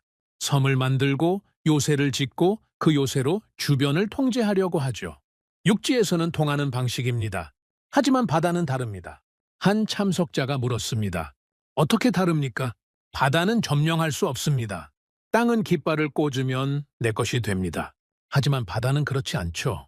바다는 통과하는 것이고 이용하는 것이고 거기에 존재하는 것입니다. 바다의 지배는 고정된 요새가 아니라 움직이는 전력에서 나옵니다. 저는 핵심 문장을 강조했습니다. 모래는 쌓을 수 있지만 움직일 수는 없습니다. 하지만 강철은 떠다닐 수 있습니다. 필요한 곳에, 필요한 때에, 필요한 전력을 보낼 수 있습니다. 그것이 진정한 해양력입니다. 회의실에서 고개를 끄덕이는 사람들이 늘어났습니다. 저는 결론으로 향했죠. 그래서 우리는 성벽이 아니라 칼을 만들어야 합니다. 중국이 모래로 벽을 쌓는다면 우리는 강철로 칼을 만들어야 합니다. 움직이는 전력, 기동하는 함대, 그것이 답입니다. 여기서 진짜 어려운 질문이 나왔습니다. 함대 전력 기획을 담당하는 고위 장성이 손을 들었죠. 맥클레인 분석관, 자네 분석에 동의하네. 기동 전력이 중요하다는 것도 맞는 말이야. 그런데 구체적으로 어떤 함정을 말하는 건가? 항공모함인가? 구축함인가? 아니면 다른 건가? 저는 잠시 숨을 고른 뒤 대답했습니다. 프리기탐입니다. 회의실이 약간 술렁였습니다. 프리기탐은 해군 함정 중에서 가장 화려한 존재가 아니었으니까요. 항공모함의 위용도, 이지스 구축함의 첨단 기술도 없는 비교적 소박한 함정이었죠. 프리기탐이요? 왜 하필 프리기탐입니까? 저는 설명했습니다. 세 가지 이유가 있습니다. 첫째, 숫자입니다. 지금 우리에게 부족한 것은 최첨단 성능이 아닙니다. 숫자입니다. 넓은 태평양을 커버하려면 충분한 수의 함정이 필요합니다. 구축함 한 척 건조하는 데 드는 비용으로 프리기탐 두세 척을 만들 수 있습니다. 둘째는요? 둘째, 속도입니다. 구축함은 건조에 오래 걸립니다. 설계부터 실전 배치까지 7, 8년은 잡아야 하죠. 하지만 프리기탐은 상대적으로 빠릅니다. 4, 5년이면 가능합니다. 2027년을 생각하면 이 차이는 결정적입니다. 셋째 역할입니다. 현대 해전은 단독으로 싸우는 게 아닙니다. 네트워크로 싸웁니다. 여러 플랫폼이 정보를 공유하고 협력해서 적을 압도하는 방식이지요. 프리기탐은 그 네트워크의 노드 역할을 합니다. 눈과 귀가 되어주는 겁니다. 한 곳에 구축함 한 척을 배치하는 것보다 세 곳에 프리기탐, 세 척을 배치하는 것이 전략적으로 더 효과적일 수 있습니다. 장성이 팔짱을 끼며 물었습니다. 논리는 이해했네. 그런데 핵심적인 문제가 있어. 우리가 프리기탐을 빨리 만들 수 있나? 자네도 알다시피 우리 조선 능력이 한계에 다다랐어. 저는 이 질문을 기다리고 있었습니다. 솔직히 말씀드리면 현재 우리 내부 역량만으로는 어렵습니다. 그래서 외부 협력이 필요합니다. 어떤 협력을 말하는 건가? 한국입니다. 그 말이 나오자 회의실이 집중되었습니다. 몇 달 전만 해도 웃음이 터졌을 이름이었지만 이제는 아무도 웃지 않았죠. 한국의 조선 능력은 세계 최고 수준입니다. 건조 속도, 품질, 비용 효율성 모든 면에서요. 이미 자국 해군을 위한 현대적 프리기탐과 구축함을 성공적으로 건조한 경험도 있습니다. 그리고 중요한 것은 한국은 우리의 동맹국입니다. 우리 무기체계와의 통합 경험도 이미 있고요. 장성이 고개를 끄덕이며 물었습니다. 그래서 자네 결론은 뭔가 정리해보게. 저는 마지막 슬라이드를 띄우며 말했습니다. 정리하면 이렇습니다. 중국은 모래로 성벽을 쌓고 있습니다. 우리는 강철로 칼을 만들어야 합니다. 그 칼은 프리기탐입니다.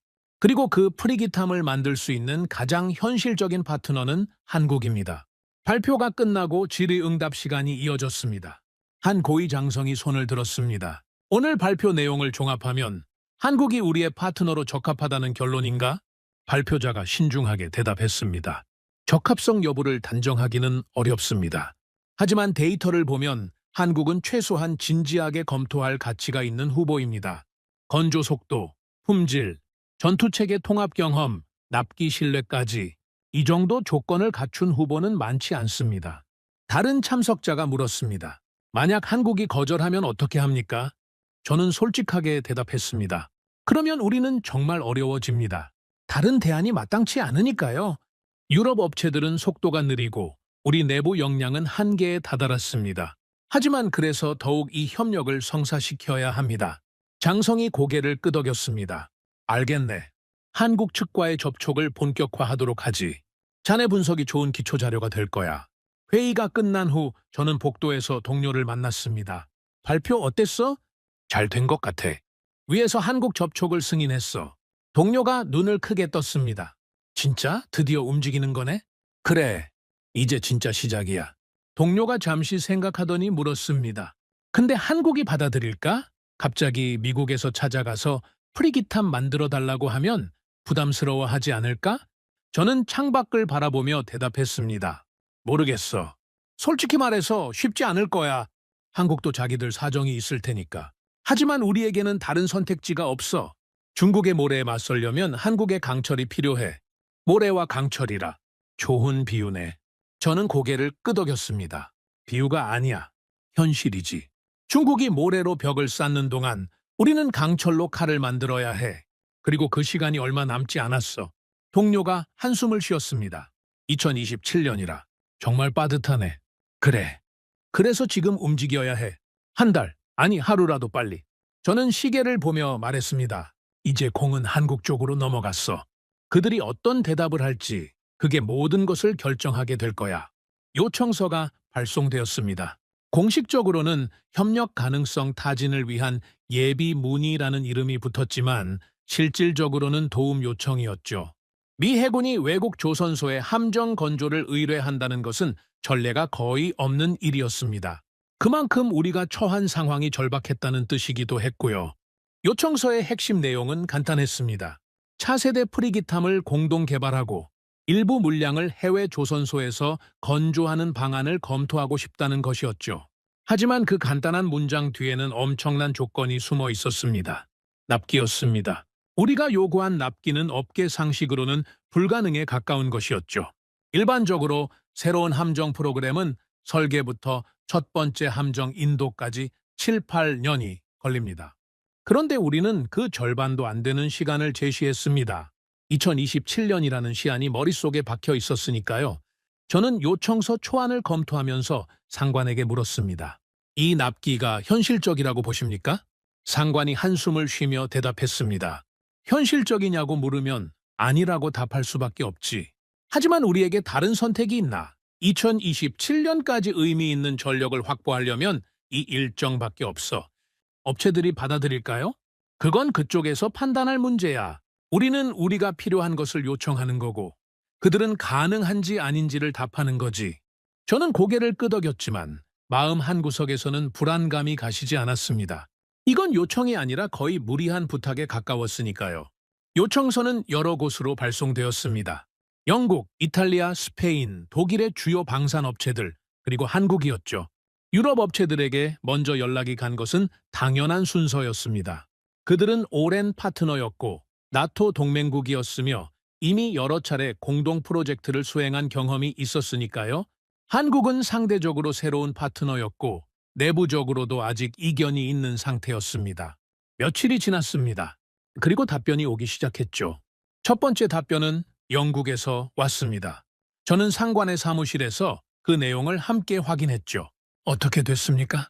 상관이 서류를 내려놓으며 말했습니다. 거절이야. 거절이요? 완전히요? 협력 자체에는 관심이 있다고 했어. 하지만 우리가 제시한 납기는 불가능하다고 명확히 밝혔지. 최소한 기존 일정의 70%는 필요하다는 거야. 저는 계산해봤습니다. 70%라면 여전히 5, 6년이 걸린다는 뜻이었죠. 2027년에는 한참 늦는 셈이었습니다. 다른 데는요? 아직 안 왔어. 하지만 비슷할 거야. 상관의 예상은 정확했습니다. 이탈리아, 스페인, 독일에서도 비슷한 답변이 돌아왔죠. 이탈리아는 기술적으로 매우 도전적인 일정이라며 상호 이익이 되는 현실적인 일정을 재논의할 용의가 있다고 답했습니다. 정중한 표현이었지만 결론은 거절이었죠. 스페인은 더 직접적이었습니다. 현재 자국 해군 물량을 소화하는 데 집중하고 있어 추가적인 대형 프로젝트를 수용하기 어렵다는 내용이었죠. 독일은 가장 상세한 답변을 보내왔습니다. 기술적 검토 결과를 첨부하면서 우리가 요구한 납기를 맞추려면 어떤 조건들이 충족되어야 하는지를 나열했죠. 그 조건들을 읽어보니 사실상 불가능한 것들이었습니다. 설계 변경 최소화, 검증 절차 대폭 축소, 위험 부담 전액 발주자 귀속. 어떤 업체도 이런 조건을 받아들이기 어려울 것이고 우리도 이런 조건을 수용하기 어려웠습니다. 저는 답변서들을 정리하며 동료에게 말했습니다. 전멸이야. 유럽 업체들 전부 거절했어. 동료가 고개를 저으며 대답했습니다. 예상했던 거 아니야? 솔직히 우리가 요구한 납기가 너무 빡빡했잖아. 그건 그렇지만 그래도 이렇게 한꺼번에 다 거절당하니까 좀 당황스럽네. 한국에서는 답변 왔어? 저는 잠시 서류들을 뒤적였습니다. 아직 안 왔어. 한국만 아직 답변이 없어. 한국의 침묵은 이상했습니다. 유럽 업체들은 일주일 안에 답변을 보내왔는데 한국에서는 열흘이 지나도 아무런 연락이 없었죠. 저는 불안해지기 시작했습니다. 혹시 한국도 거절하려고 하는 건 아닐까? 아니면 우리 요청을 심각하게 받아들이지 않는 건 아닐까? 상관에게 상황을 보고하자 그는 의외로 담담하게 반응했습니다. 기다려봐. 한국이 답변을 안 하는 데는 이유가 있을 거야. 무슨 이유일까요? 생각해봐. 유럽 업체들은 왜 빨리 거절했겠어? 검토할 것도 없이 불가능하다고 판단했기 때문이야. 하지만 한국이 시간을 끌고 있다는 건 뭔가 검토하고 있다는 뜻일 수도 있어. 정말요? 확신할 수는 없지. 하지만 가능성은 있어. 한국 사람들은 신중해. 특히 이런 큰 결정은 충분히 검토하고 내부 합의를 거친 다음에 답변하는 경향이 있거든. 저는 그 말을 듣고 조금 안심이 되었습니다. 하지만 동시에 초조함도 커졌죠. 시간이 없었으니까요. 열나흘째 되던 날, 드디어 한국에서 연락이 왔습니다. 저는 상관의 사무실로 달려갔습니다. 상관은 이미 서류를 펼쳐놓고 읽고 있었죠. 한국에서 답변이 왔다면서요? 뭐라고 합니까? 상관이 서류에서 눈을 떼지 않은 차에 대답했습니다. 읽어봐. 저는 서류를 받아들었습니다. 한국어 원문과 영어 번역본이 함께 첨부되어 있었죠. 저는 영어 번역본을 읽기 시작했습니다. 첫 문장부터 눈에 들어왔습니다. 귀측의 협력 제안에 깊은 관심을 표명합니다. 관심을 표명한다. 거절이 아니었습니다. 저는 계속 읽어 내려갔죠. 귀측이 제시한 일정은 도전적이나 저희는 이를 면밀히 검토하였습니다. 도전적이라는 표현, 불가능하다고 하지 않았습니다. 내부 기술 검토 결과 특정 조건에서 귀측의 요구 일정을 충족할 가능성이 있다고 판단하였습니다. 저는 그 문장에서 멈췄습니다. 가능성이 있다고 판단했다고요? 상관이 물었습니다. 어떻게 생각해? 이건 거절이 아니네요. 그래, 거절이 아니야.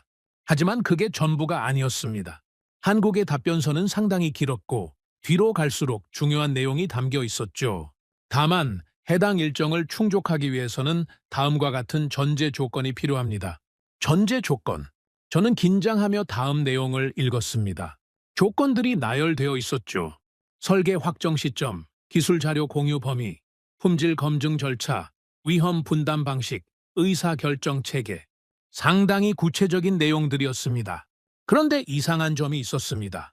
유럽 업체들의 답변과 달리 한국의 조건들은 불가능해 보이지 않았죠. 까다롭기는 했지만 협상의 여지가 있어 보였습니다. 더 인상적인 것은 그 다음 부분이었습니다. 또한 다음과 같은 위험 요소가 존재함을 사전에 고지합니다. 한국은 자신들이 파악한 위험 요소들을 먼저 밝히고 있었습니다. 일정 지연 가능성, 기술적 난제, 공급망 리스크 같은 것들이었죠.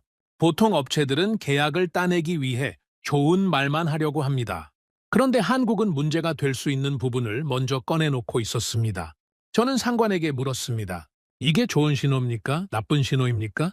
상관이 잠시 생각하더니 대답했습니다. 좋은 신호야. 왜요? 위험 요소를 이렇게 많이 나열하면 자신감이 없어 보이지 않습니까? 아니, 이건 자신감의 표현이야. 저는 이해가 되지 않았습니다. 상관이 설명을 이어갔죠. 생각해봐. 유럽 업체들은 뭐라고 했어? 불가능하다. 일정을 재논의하자. 이런 식으로 답했잖아. 그건 검토를 제대로 안 했다는 뜻이야. 우리 요청을 받아보고 안 되겠다 싶으니까 바로 거절한 거지. 그렇죠. 그런데 한국은 달라. 조건을 붙이고 위험 요소를 나열하고 있어. 이건 진지하게 검토했다는 뜻이야. 어떻게 하면 가능한지를 고민했다는 거지. 그리고 위험 요소를 먼저 밝힌다는 건 나중에 문제가 생겨도 책임을 회피하지 않겠다는 의미야. 저는 그제야 이해가 되기 시작했습니다. 답변서의 마지막 부분이 가장 중요했습니다. 상기 조건과 위험 요소에 대한 귀측의 검토 후 구체적인 협의를 진행할 용의가 있습니다. 협의를 진행할 용의가 있다. 이건 사실상 긍정적인 답변이었습니다. 완전한 수락은 아니었지만 문을 열어둔 것이죠. 저는 서류를 내려놓으며 말했습니다. 이건 희망이 있는 것 아닙니까? 상관이 고개를 끄덕였습니다. 그래, 유럽이 전부 거절한 상황에서 한국만 문을 열어뒀어. 이건 기회야. 바로 협의를 시작해야 하지 않습니까? 그래야지. 하지만 서두르면 안 돼. 한국이 제시한 조건들을 꼼꼼히 검토하고 우리가 수용할 수 있는 부분과 협상이 필요한 부분을 정리해야 해. 상관이 자리에서 일어나며 말했습니다. 그리고 한 가지 더. 한국이 위험 요소를 솔직하게 밝혔으니까 우리도 솔직해야 해.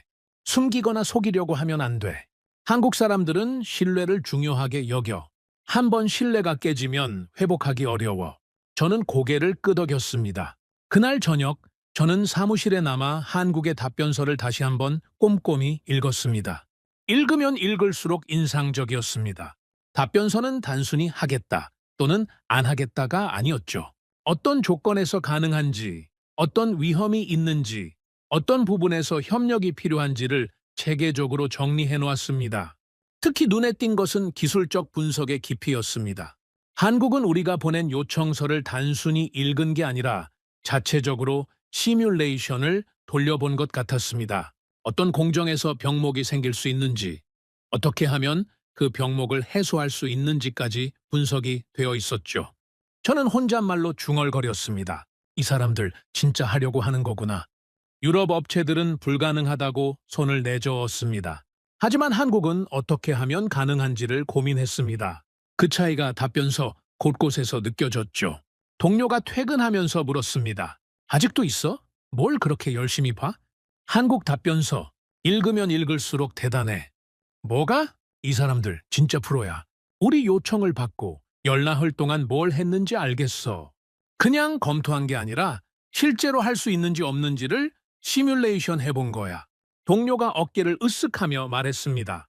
그래서 결론이 뭔데? 한다는 거야? 안 한다는 거야? 저는 잠시 생각하다가 대답했습니다. 조건부 검토야. 완전한 수락은 아니지만 거절도 아니야. 문을 열어둔 거지. 그럼 됐네? 협상하면 되잖아. 그래? 협상하면 돼. 저는 창밖을 바라보며 말했습니다. 근데 말이야, 유럽 업체들이 전부 거절한 상황에서 한국만 문을 열어뒀다는 게 좀 묘한 기분이 들어. 왜? 몇 달 전에 우리가 한국을 얼마나 무시했는지 기억나? 회의실에서 웃음거리였잖아. 그런데 지금 보니까 정작 우리를 도와줄 수 있는 건 한국밖에 없더라고. 동료가 웃으며 대답했습니다. 세상 일이 그런 거지 뭐. 무시하던 상대가 나중에 구원자가 되기도 하고. 저는 고개를 끄덕였습니다. 그래, 세상 일이 그런 거지. 다음 날 아침 상관이 팀 전체를 소집했습니다. 한국과의 협의를 본격적으로 시작한다. 실무 협상단을 구성할 거야. 맥클레인 자네도 포함이야. 저는 놀라며 물었습니다. 저요? 저는 분석관인데요. 자네가 처음부터 이 프로젝트에 관여해왔잖아. 한국에 대한 분석도 자네가 가장 많이 했고 협상 테이블에서 기술적인 질문이 나오면 자네가 답할 수 있어야 해. 저는 긴장되면서도 기대가 되었습니다. 알겠습니다. 최선을 다하겠습니다. 상관이 팀원들을 둘러보며 말했습니다. 이번 협상은 매우 중요해. 유럽이 전부 거절한 상황에서 한국이 우리의 마지막 희망이야. 물론 한국도 조건을 걸었고 협상이 쉽지는 않을 거야. 하지만 반드시 성사시켜야 해. 2027년까지 시간이 없어. 회의실이 조용해졌습니다. 모두가 그 말의 무게를 느끼고 있었죠. 상관이 마지막으로 덧붙였습니다. 그리고 한 가지 명심해. 한국은 우리에게 도움을 요청받은 입장이야. 우리가 갑이 아니야. 협상 테이블에서 오만하게 굴면 안 돼. 존중하는 태도로 임해야 해. 저는 고개를 끄덕였습니다. 몇 달 전만 해도 상상하기 어려운 상황이었죠. 미국이 한국의 도움을 요청하고 한국의 결정을 기다리는 상황이라니. 하지만 그게 현실이었습니다. 그리고 그 현실을 받아들이는 것이 첫 번째 단계였죠. 저는 책상으로 돌아가 한국 답변서를 다시 펼쳤습니다. 협상 준비를 시작해야 했습니다. 한국이 열어둔 문으로 들어가기 위해서는 우리도 준비가 되어 있어야 했으니까요. 협상은 예상보다 빠르게 진행되었습니다. 한국 측에서 실무 협상단이 도착한 것은 우리가 답변서를 받은 지 일주일 후였죠. 보통 이런 규모의 협상은 일정 조율만 해도 몇 주가 걸리는데 한국은 놀라울 정도로 신속하게 움직였습니다. 나중에 알게 된 사실이지만 한국 측도 이 프로젝트의 중요성을 충분히 인식하고 있었고 내부적으로 이미 상당한 준비를 마친 상태였다고 합니다. 첫 번째 공식 협상이 열린 날, 저는 회의실에 일찍 도착해서 자리를 잡았습니다. 긴장이 되더군요. 분석관으로서 수많은 보고서를 작성하고 브리핑을 해왔지만 이렇게 중요한 협상 테이블에 직접 앉는 것은 처음이었으니까요. 한국 협상단이 들어왔습니다. 예상했던 것보다 인원이 많았죠. 조선소 기술진, 방산 전문가, 정부 관계자까지 다양한 분야의 전문가들이 함께였습니다. 그들은 정중하게 인사를 나누고 자리에 앉았습니다. 우리 측 수석 대표가 먼저 입을 열었습니다. 멀리서 와주셔서 감사합니다. 오늘 협상이 양측 모두에게 좋은 결과로 이어지길 바랍니다. 한국 측 수석 대표가 대답했습니다. 저희도 같은 마음입니다. 이번 협력이 성사된다면 양국 관계에 있어서 새로운 이정표가 될 것이라고 생각합니다. 형식적인 인사가 오간 후 본격적인 논의가 시작되었습니다. 첫 번째 안건은 납기였습니다. 가장 민감한 문제였죠. 우리 측에서 먼저 입장을 밝혔습니다. 솔직히 말씀드리겠습니다. 저희가 요청한 납기가 매우 도전적이라는 것을 알고 있습니다. 유럽의 여러 업체들이 이 납기를 이유로 협력을 거절했습니다. 하지만 저희에게는 이 일정이 필수적입니다. 2027년이라는 시한이 있기 때문입니다. 한국 측 수석 대표가 고개를 끄덕이며 대답했습니다. 저희도 그 점을 충분히 이해하고 있습니다. 그래서 내부적으로 매우 심도 있는 검토를 진행했습니다. 그가 서류를 꺼내며 말을 이었습니다. 결론부터 말씀드리면 저희는 귀측이 요청한 납기를 충족할 수 있다고 판단했습니다. 회의실이 술렁였습니다. 저도 놀랐죠? 유럽 업체들이 전부 불가능하다고 한 그 납기를 한국은 가능하다고 하는 겁니까? 우리 측 수석 대표가 물었습니다. 정말입니까? 어떻게 가능한 겁니까? 몇 가지 조건이 있습니다. 그 조건들이 충족된다면 가능합니다. 한국 측 기술 책임자가 발언권을 받아 설명을 시작했습니다. 저희가 분석한 바로는 일정을 단축할 수 있는 핵심 요소가 3가지 있습니다. 그가 화면에 도표를 띄웠습니다. 첫째, 블록 건조 방식의 극대화입니다. 저희 조선소는 이미 수십 년간 블록 건조를 최적화해왔습니다. 함정을 수십 개의 블록으로 나눠서 동시에 제작하고 최종 조립하는 방식이죠. 이 방식을 최대한 활용하면 기존 공정 대비 상당한 시간을 단축할 수 있습니다. 둘째, 공정 분업의 효율화입니다. 저희는 여러 협력사와 긴밀한 네트워크를 갖추고 있습니다. 각 협력사가 담당 블록을 동시에 제작하고 저희 야드에서 최종 조립하는 방식으로 병렬 작업을 극대화할 수 있습니다. 셋째, 설계 확정 시점입니다. 이 부분이 가장 중요합니다. 건조 중에 설계가 변경되면 일정이 크게 지연됩니다. 설계가 조기에 확정되고 이후 변경이 최소화된다면 저희가 제시한 일정을 맞출 수 있습니다. 우리 측 기술 담당자가 질문했습니다. 설계 변경 최소화라고 하셨는데 현실적으로 가능합니까? 이런 프로젝트에서 설계 변경이 전혀 없기는 어렵지 않습니까? 한국 측 기술 책임자가 고개를 끄덕였습니다. 맞습니다. 설계 변경이 전혀 없을 수는 없습니다. 하지만 변경의 범위와 시점을 관리할 수는 있습니다. 저희가 제안하는 것은 설계 동결 시점을 명확히 정하자는 것입니다. 그 시점 이후에는 중대한 변경을 하지 않기로 합의하는 거죠. 협상은 계속되었습니다. 한국 측은 매우 체계적으로 준비해온 것이 분명했습니다. 모든 질문에 대해 구체적인 데이터와 분석 결과를 제시했죠. 하지만 가장 인상적이었던 것은 그 다음에 나온 내용이었습니다. 한국 측 수석 대표가 새로운 서류를 꺼내며 말했습니다. 이제 저희가 파악한 위험 요소에 대해 말씀드리겠습니다. 위험 요소, 저는 의아했습니다. 보통 협상에서 업체들은 자신들이 얼마나 잘할 수 있는지만 강조하지 위험 요소를 먼저 꺼내지는 않으니까요. 저희는 이 프로젝트에서 발생할 수 있는 위험 요소들을 사전에 파악하고 이를 공유하는 것이 중요하다고 생각합니다. 숨기거나 축소하면 나중에 더 큰 문제가 되니까요. 그가 서류를 나눠주며 설명을 시작했습니다. 첫째, 공급망 리스크입니다. 일부 핵심 부품은 해외에서 조달해야 합니다. 국제 정세나 물류 상황에 따라 조달이 지연될 가능성이 있습니다. 저희는 이에 대비해 대체 공급선을 확보하고 있지만 완전히 통제할 수는 없습니다. 둘째, 기술 통합 리스크입니다. 귀측의 전투 체계를 저희가 건조하는 함체에 통합해야 합니다. 저희는 이미 미국산 무기 체계와의 통합 경험이 있지만 새로운 시스템에서는 예상치 못한 문제가 발생할 수 있습니다. 셋째, 인력 리스크입니다. 이 프로젝트는 대규모 인력이 필요합니다. 저희 조선소의 숙련공들을 최대한 투입할 예정이지만 다른 프로젝트와의 일정 조율이 필요합니다. 저는 그 설명을 들으면서 이상한 기분이 들었습니다. 한국은 왜 이렇게 솔직하게 위험 요소를 밝히는 걸까요? 계약을 따내려면 좋은 말만 해야 하는 거 아닌가요? 회의 중간 휴식 시간에 저는 상관에게 물었습니다. 한국이 위험 요소를 저렇게 자세히 밝히는 게 이상하지 않습니까? 보통은 숨기려고 하지 않나요? 상관이 커피를 마시며 대답했습니다. 그게 한국식이야. 한국식이요. 한국 기업들, 특히 조선이나 방산 분야에서는 리스크를 숨기지 않는 문화가 있어. 처음에는 나도 이상하게 생각했는데 이유를 알고 나니까 이해가 되더라고. 이유가 뭔데요? 신뢰야. 한국 사람들은 장기적인 신뢰 관계를 중요하게 여겨. 단기적으로 계약을 따내는 것보다 오래 함께 일할 수 있는 파트너가 되는 걸 더 중요하게 생각하지. 그래서 처음부터 솔직하게 말하는 거야. 나중에 문제가 터져서 신뢰가 깨지는 것보다 처음부터 위험 요소를 공유하고 함께 대비하는 게 낫다고 보는 거지. 저는 고개를 끄덕였습니다. 그러니까 이건 자신감의 표현인 거군요. 위험 요소를 알면서도 감당할 수 있다는, 그래. 그리고 책임지겠다는 뜻이기도 해. 리스크를 먼저 밝혔으니까 그 리스크가 현실화되면 함께 해결하자는 거지. 떠넘기지 않겠다는 의미야.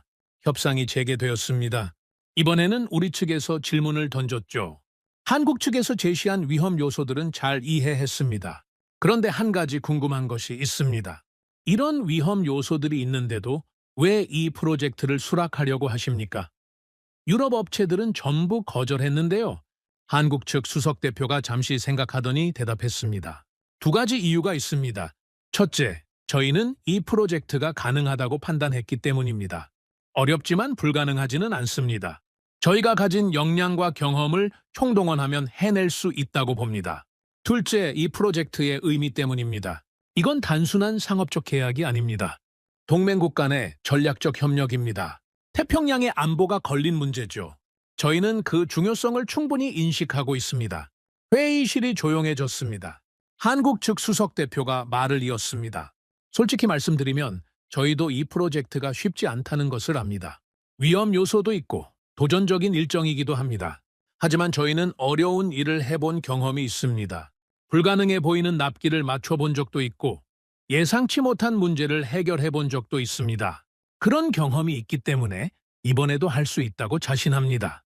협상은 이틀에 걸쳐 진행되었습니다. 납기, 비용, 기술 이전, 품질 관리, 위험 분담 등 수많은 쟁점에 대해 치열한 논의가 오갔죠. 특히 기억에 남는 것은 품질 관리에 대한 논의였습니다. 우리 측에서 물었습니다. 품질 문제가 발생하면 어떻게 처리하십니까? 예를 들어 건조 중에 결함이 발견되면요? 한국 측 품질 담당자가 대답했습니다. 저희는 품질 문제를 숨기지 않습니다.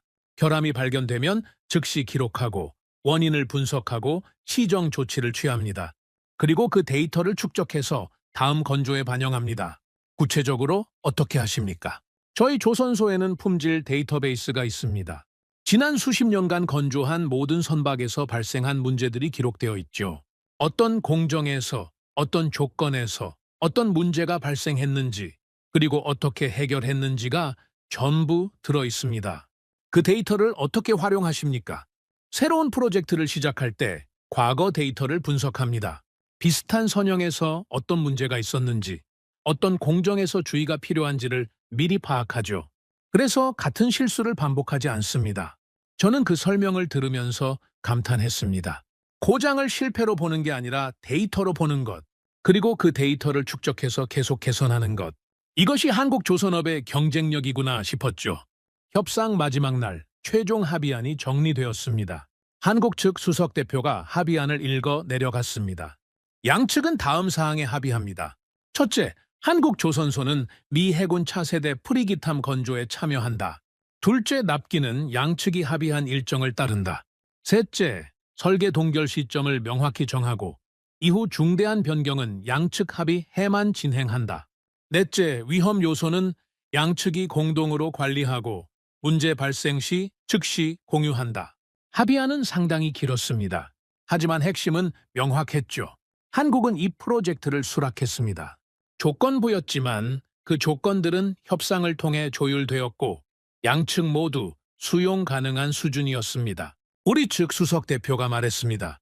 오늘 합의가 양측 모두에게 역사적인 순간이 되길 바랍니다. 한국과의 협력을 통해 우리는 더 강해질 것입니다.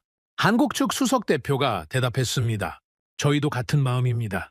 이번 협력이 양국 동맹의 새로운 장을 열기를 바랍니다. 악수가 오갔습니다. 카메라 플래시가 터졌죠. 공식적인 협상은 이것으로 마무리되었습니다.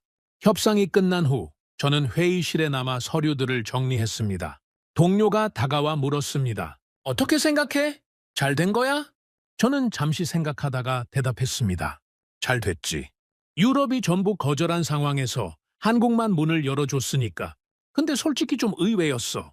한국이 저렇게 준비를 철저하게 해올 줄은 몰랐거든. 나도 그래. 위험 요소를 먼저 밝히는 것도 그렇고 품질 데이터베이스 이야기도 그렇고 보통 업체들하고는 뭔가 달랐어. 동료가 고개를 끄덕였습니다. 그게 신뢰를 주는 것 같아. 좋은 말만 하는 게 아니라 어려운 부분도 솔직하게 말하니까. 저는 창밖을 바라보며 말했습니다. 있잖아. 처음에 한국이 조건부 수락을 했을 때 나는 그게 자신감이 없어서 그런 줄 알았어. 완전히 수락하지 못하고 조건을 붙이는 거라고. 근데 이제 보니까 그게 아니더라고. 조건을 붙인 건 신중해서 그런 거야. 할 수 있는 것과 없는 것을 명확히 구분하고 할 수 있는 범위 안에서 확실히 책임지겠다는 거지. 그게 진짜 자신감이야. 동료가 웃으며 대답했습니다. 계산된 용기라고나 할까? 마야. 계산된 용기. 무모하게 덤비는 게 아니라 철저하게 분석하고 준비한 다음에 도전하는 거지. 그게 한국식인 것 같아. 저는 서류를 가방에 넣으며 생각했습니다. 몇 달 전 회의실에서 한국이라는 이름이 나왔을 때 우리는 웃었습니다. 상선이나 만드는 나라가 군함을 만들 수 있겠느냐고? 하지만 지금 우리는 그 나라의 도움을 요청했고 그 나라는 우리의 요청을 받아들였습니다. 유럽의 전통 강국들이 불가능하다고 손사래를 칠 때 한국은 어떻게 하면 가능한지를 고민했습니다. 위험 요소를 숨기지 않고 먼저 밝혔고 조건을 명확히 제시했으며 그 조건 안에서 책임지겠다고 약속했습니다. 이것이 한국의 방식이었습니다. 화려한 말 대신 철저한 준비, 과장된 약속 대신 솔직한 분석, 무모한 도전 대신 계산된 용기. 저는 회의실을 나서며 혼잣말로 중얼거렸습니다. 이제 시작이구나. 협상은 끝났지만 진짜 일은 이제부터였습니다. 합의한 내용을 실행에 옮기고 실제로 함정을 건조하고 약속한 납기를 맞추는 것, 그 모든 과정이 앞에 놓여 있었죠.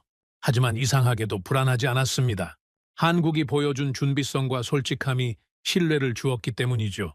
그들은 할 수 있다고 말한 것만 약속했고 약속한 것은 지킬 것 같았습니다. 그날 저녁 저는 숙소로 돌아가며 생각했습니다. 중국은 모래로 벽을 쌓고 있습니다.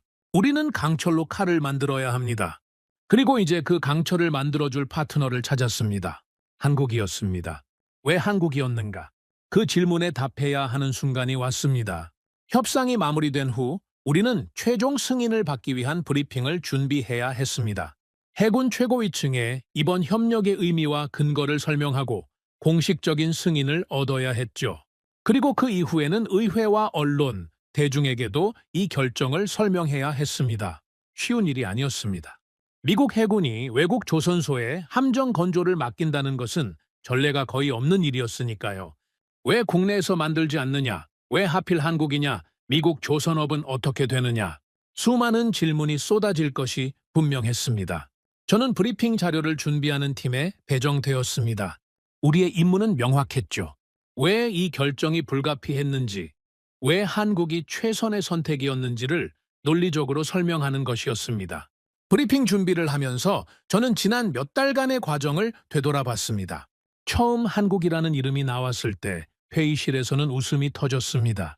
컨테이너선이나 만드는 나라가 군함을 만들 수 있겠느냐고. 저도 웃었던 사람 중 하나였죠. 그때 우리는 한국을 과소평가하고 있었고 동시에 우리 자신의 상황을 제대로 직시하지 못하고 있었습니다. 하지만 데이터는 거짓말을 하지 않았습니다. 중국의 군함 건조 속도, 미국 조선업의 한계, 2027년이라는 시한, 이 모든 것이 숫자로 드러났을 때 웃음은 사라졌습니다. 그리고 한국의 역량이 하나씩 확인되면서 조롱은 존경으로 바뀌었죠. 유럽의 전통 강국들이 우리의 요청을 거절했을 때 한국만이 문을 열어두었습니다. 그것도 단순히 하겠다고 한 것이 아니라 어떤 조건에서 가능한지, 어떤 위험이 있는지를 솔직하게 밝히면서요. 그 솔직함이 오히려 신뢰를 주었습니다. 저는 자료를 정리하면서 생각했습니다. 이 모든 과정을 어떻게 설명해야 할까? 왜 한국밖에 답이 없었는지를. 최종 브리핑은 해군 작전사령부에서 열렸습니다. 참석자 명단을 보니 긴장이 되더군요. 해군 최고위 장성들은 물론이고 국방부 고위 관계자들까지 배석해 있었습니다. 이 자리에서 승인을 받지 못하면 지난 몇 달간의 노력이 물거품이 될 수도 있었죠. 우리 측 수석 대표가 먼저 발표를 시작했습니다. 오늘 저희는 차세대 프리기탐 해외 건조 협력안에 대한 최종 보고를 드리겠습니다. 결론부터 말씀드리면 저희는 한국과의 협력을 권고합니다. 회의실이 조용해졌습니다. 모든 시선이 발표자에게 집중되었죠. 이 결론에 도달하기까지 저희는 여러 후보를 검토했습니다. 영국, 이탈리아, 스페인, 독일 등 전통적인 방산 강국들과 접촉했고 한국도 후보에 포함시켰습니다. 화면에 비교 자료가 떴습니다. 유럽 업체들은 기술력은 뛰어나지만 저희가 요구한 납기를 충족할 수 없다고 답변했습니다. 모든 유럽 업체가 거절했습니다. 반면 한국은 조건부로 수락 의사를 밝혔고 협상을 통해 양측이 수용 가능한 합의안을 도출했습니다. 한 고위 장성이 손을 들었습니다. 잠깐, 유럽 업체들이 전부 거절했다고 했는데 이유가 뭔가? 납기 때문인가? 그렇습니다. 저희가 제시한 납기가 업계 표준보다 훨씬 빠듯했습니다. 유럽 업체들은 이 납기를 맞추는 것이 불가능하다고 판단했습니다. 그런데 한국은 가능하다고 했다? 네. 한국은 몇 가지 조건에서 가능하다고 답변했습니다. 왜 한국만 가능한 건가? 유럽 업체들도 수십 년간 군함을 만들어 온 곳들 아닌가? 발표자가 잠시 숨을 고른 뒤 대답했습니다. 그 질문에 답하기 위해 한국 조선업의 특성을 설명드리겠습니다. 화면이 전환되었습니다. 한국 조선소의 야드 사진이 떴죠. 한국은 지난 수십 년간 세계 조선업을 선도해왔습니다. 상선 건조량에서 세계 1위를 차지해왔고 그 과정에서 독보적인 생산 시스템을 구축했습니다. 핵심은 블록 건조 방식과 공정 분업입니다. 한국 조선소들은 선박을 수십 개의 블록으로 나누어서 동시에 제작하고 최종 조립하는 방식을 완벽하게 최적화했습니다. 이 덕분에 같은 품질의 선박을 더 빠른 시간 안에 건조할 수 있습니다. 장성이 물었습니다. 그건 상선 이야기 아닌가? 군함도 마찬가지인가? 그렇습니다. 한국은 이 노하우를 군함 건조에도 적용하고 있습니다. 실제로 한국 해군의 현대적 구축함과 호위함들이 이 방식으로 건조되었고 품질과 납기 모두 우수한 성과를 보여왔습니다. 다른 참석자가 물었습니다. 품질은 어떤가? 빨리 만든다고 품질이 떨어지면 안 되지 않나? 좋은 질문입니다. 저희도 그 부분을 집중적으로 검증했습니다. 화면에 품질 지표들이 나타났습니다. 한국 조선소의 품질 지표입니다. 용접 정밀도, 선체 변형률, 진동 수치 등을 분석한 결과 미 해군 표준을 충족하거나 초과하는 수준이었습니다. 특히 인상적인 것은 한국의 품질 관리 문화입니다. 한국 조선소들은 문제가 발생하면 숨기지 않고 기록합니다. 그리고 그 데이터를 분석해서 다음 건조에 반영하죠. 고장을 실패로 보는 게 아니라 개선의 기회로 보는 문화가 있습니다. 장성이 고개를 끄덕이며 물었습니다. 전투체계 통합은 어떤가? 우리 무기체계를 한국 함체에 탑재하는 게 가능한가? 가능합니다. 한국은 이미 자국 함정에 미국산 무기체계를 탑재한 경험이 있습니다. 세종대왕급 구축함에 이지스 전투체계를 통합한 것이 대표적인 사례죠. 이 경험이 이번 프로젝트에서도 큰 자산이 될 것입니다. 질의응답이 계속되었습니다. 참석자들은 다양한 각도에서 질문을 던졌고 우리는 준비한 자료를 바탕으로 답변했습니다. 한 참석자가 물었습니다. 비용은 어떤가? 한국에서 만들면 더 싼가? 네, 한국 조선소의 효율성 덕분에 상당한 비용 절감이 가능합니다. 정확한 수치는 최종 계약 단계에서 확정되겠지만 국내 건조 대비 의미 있는 수준의 절감을 기대하고 있습니다. 납기 신뢰는 한국이 약속을 지킬 거라고 확신할 수 있나? 한국 조선소들의 납기 준수율은 세계 최고 수준입니다. 특히 주목할 점은 한국은 지킬 수 있는 납기만 약속한다는 것입니다. 처음부터 무리한 일정을 제시하지 않고 대신 약속한 것은 반드시 지키는 문화가 있습니다. 위험 요소는 없나? 물론 있습니다. 공급망 리스크, 기술 통합 리스크, 인력 리스크 등이 존재합니다. 하지만 중요한 것은 한국 측이 이 위험 요소들을 먼저 밝혔다는 점입니다. 숨기거나 축소하지 않고 솔직하게 공유했습니다. 그리고 이 위험들을 어떻게 관리할 것인지에 대한 계획도 제시했습니다. 브리핑이 중반을 넘어섰을 때 지금까지 말없이 듣고만 있던 최고위 장성이 처음으로 입을 열었습니다. 지금까지 설명 잘 들었네. 데이터도 설득력 있고 논리도 탄탄해. 하지만 내가 궁금한 건 다른 거야. 회의실이 조용해졌습니다. 모두가 그의 다음 말을 기다렸죠. 왜 한국이야? 숫자나 데이터 말고 본질적인 이유가 뭔가? 발표자가 잠시 당황한 기색을 보였습니다. 준비한 자료에는 없는 질문이었으니까요. 저도 긴장했습니다. 잠시 침묵이 흐른 뒤 발표자가 대답했습니다. 본질적인 이유를 말씀드리겠습니다. 그가 화면을 끄고 직접 말하기 시작했습니다. 저희가 이 프로젝트를 진행하면서 여러 업체들과 접촉했습니다. 유럽 업체들은 기술력이 뛰어나고 오랜 역사와 전통이 있습니다. 하지만 그들은 저희의 요청을 듣고 불가능하다고 말했습니다. 검토해보지도 않고요. 반면 한국은 달랐습니다. 한국은 저희의 요청을 받고 어떻게 하면 가능한가를 고민했습니다. 열나흘 동안 내부 검토를 진행하고 시뮬레이션을 돌리고 위험 요소를 분석했습니다. 그리고 조건부로 가능하다고 답변했죠. 발표자가 잠시 말을 멈추더니 핵심을 짚었습니다. 이것이 본질적인 차이입니다. 유럽은 왜 안 되는가를 말했고 한국은 어떻게 하면 되는가를 말했습니다. 어려운 문제 앞에서의 태도가 달랐던 겁니다. 최고위 장성이 고개를 끄덕이며 다시 물었습니다. 그 태도가 실제 결과로 이어질 거라고 확신하나? 확신합니다. 한국은 이미 여러 번 증명했습니다. 자국 해군 함정을 성공적으로 건조했고 해외 수출도 진행하고 있습니다. 청해 부대를 통해 원해의 작전 경험도 쌓았고요. 말로만 하는 게 아니라 실제로 해본 경험이 있습니다. 그리고 한 가지 더 말씀드리고 싶은 것이 있습니다. 발표자가 잠시 숨을 고르더니 말했습니다. 한국은 위험 요소를 먼저 밝혔습니다. 보통 업체들은 계약을 따내기 위해 좋은 말만 합니다. 문제점은 숨기죠. 하지만 한국은 달랐습니다. 이런 위험이 있다. 이런 조건이 필요하다. 이런 상황이 발생할 수 있다. 솔직하게 밝혔습니다. 처음에는 이게 자신감이 없어서 그런 건가 싶었습니다. 하지만 생각해보니 그게 아니더군요. 리스크를 숨기지 않는다는 건 나중에 문제가 생겨도 떠넘기지 않겠다는 뜻입니다. 책임질 수 있는 범위를 명확히 하고 그 범위 안에서 확실히 책임지겠다는 거죠. 이것이 진짜 자신감입니다. 회의실이 다시 조용해졌습니다.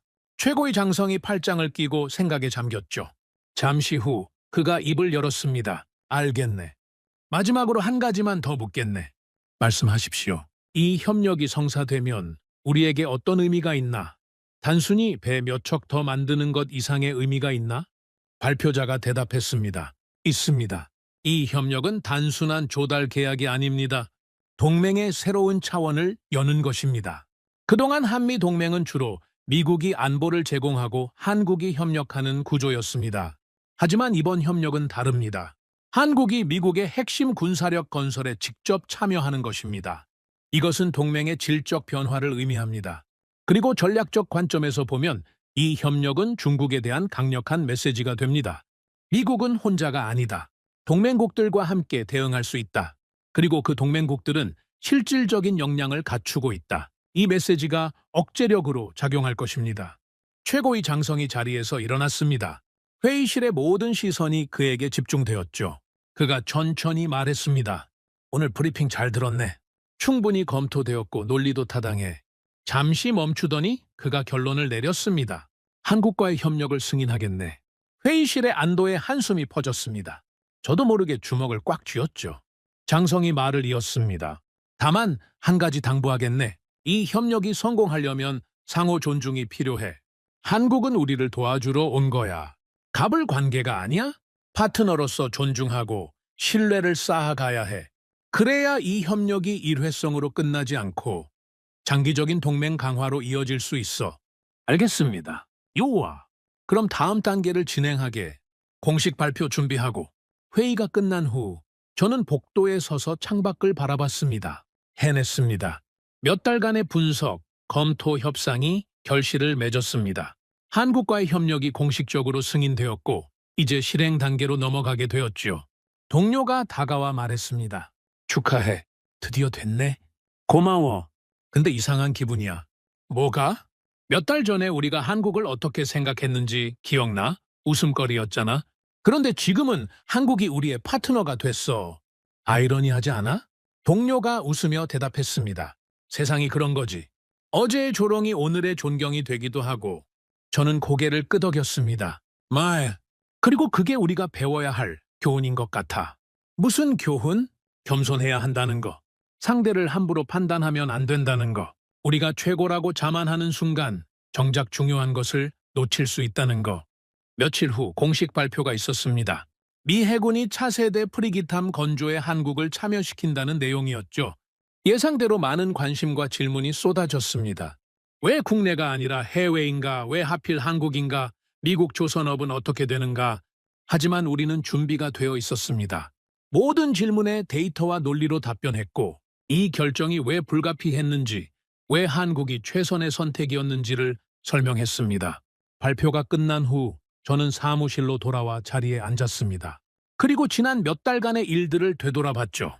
처음 남중국해 보고서를 읽었을 때의 충격, 중국의 인공섬들이 국제법을 무시하고 세워지는 것을 보면서 느꼈던 분노, 그리고 그 분노가 무력감으로 바뀌었을 때의 좌절. 하지만 우리는 손 놓고 있지 않았습니다. 문제를 분석하고 해결책을 찾고 파트너를 구했습니다. 그리고 그 파트너가 한국이었죠. 저는 보고서를 작성하기 시작했습니다. 이번 프로젝트의 전 과정을 기록하는 문서였죠. 언젠가 누군가가 이 기록을 읽고 우리가 어떤 상황에서 어떤 결정을 내렸는지 이해할 수 있도록. 마지막 문단을 쓰면서 저는 생각했습니다.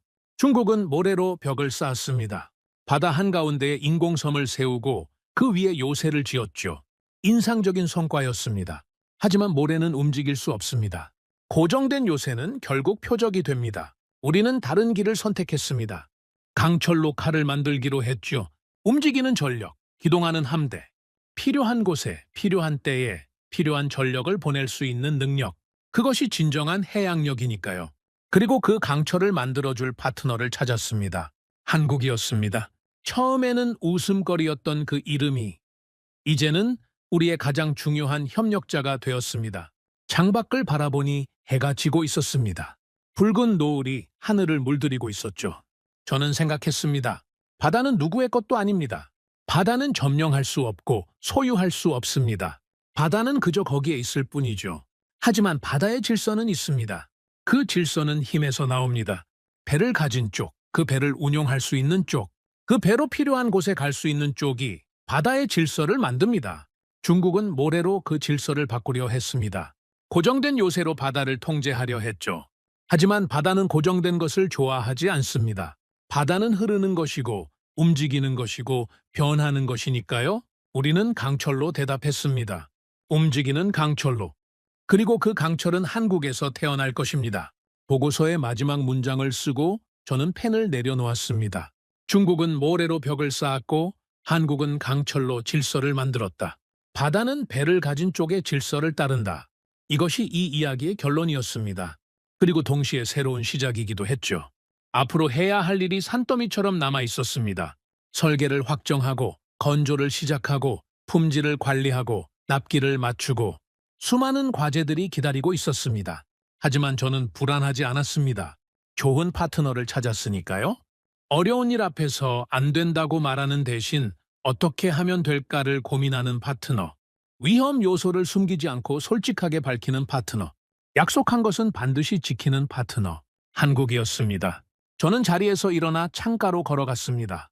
노을이 거의 사라지고 어둠이 내려오고 있었죠. 새로운 날이 밝으면 새로운 일이 시작될 것입니다. 그 일의 끝에는 강철로 만든 함정들이 태평양을 누비고 있을 것입니다. 중국의 모래 요새를 지나 자유롭게 바다를 오갈 것입니다. 그것이 우리가 만들어갈 미래였습니다. 한국과 함께. 오늘의 사연은 여기까지입니다. 구독과 좋아요는 영상 제작에 아주 큰 힘이 됩니다. 지금까지 감동테라스 저는 소희였습니다. 오늘도 우리 구독자님들의 가정에 따뜻한 행복이 가득하시길 진심으로 바라겠습니다. 긴 영상 끝까지 시청해주셔서 정말 감사합니다. 내일 더 좋은 이야기로 찾아뵙겠습니다. 감사합니다.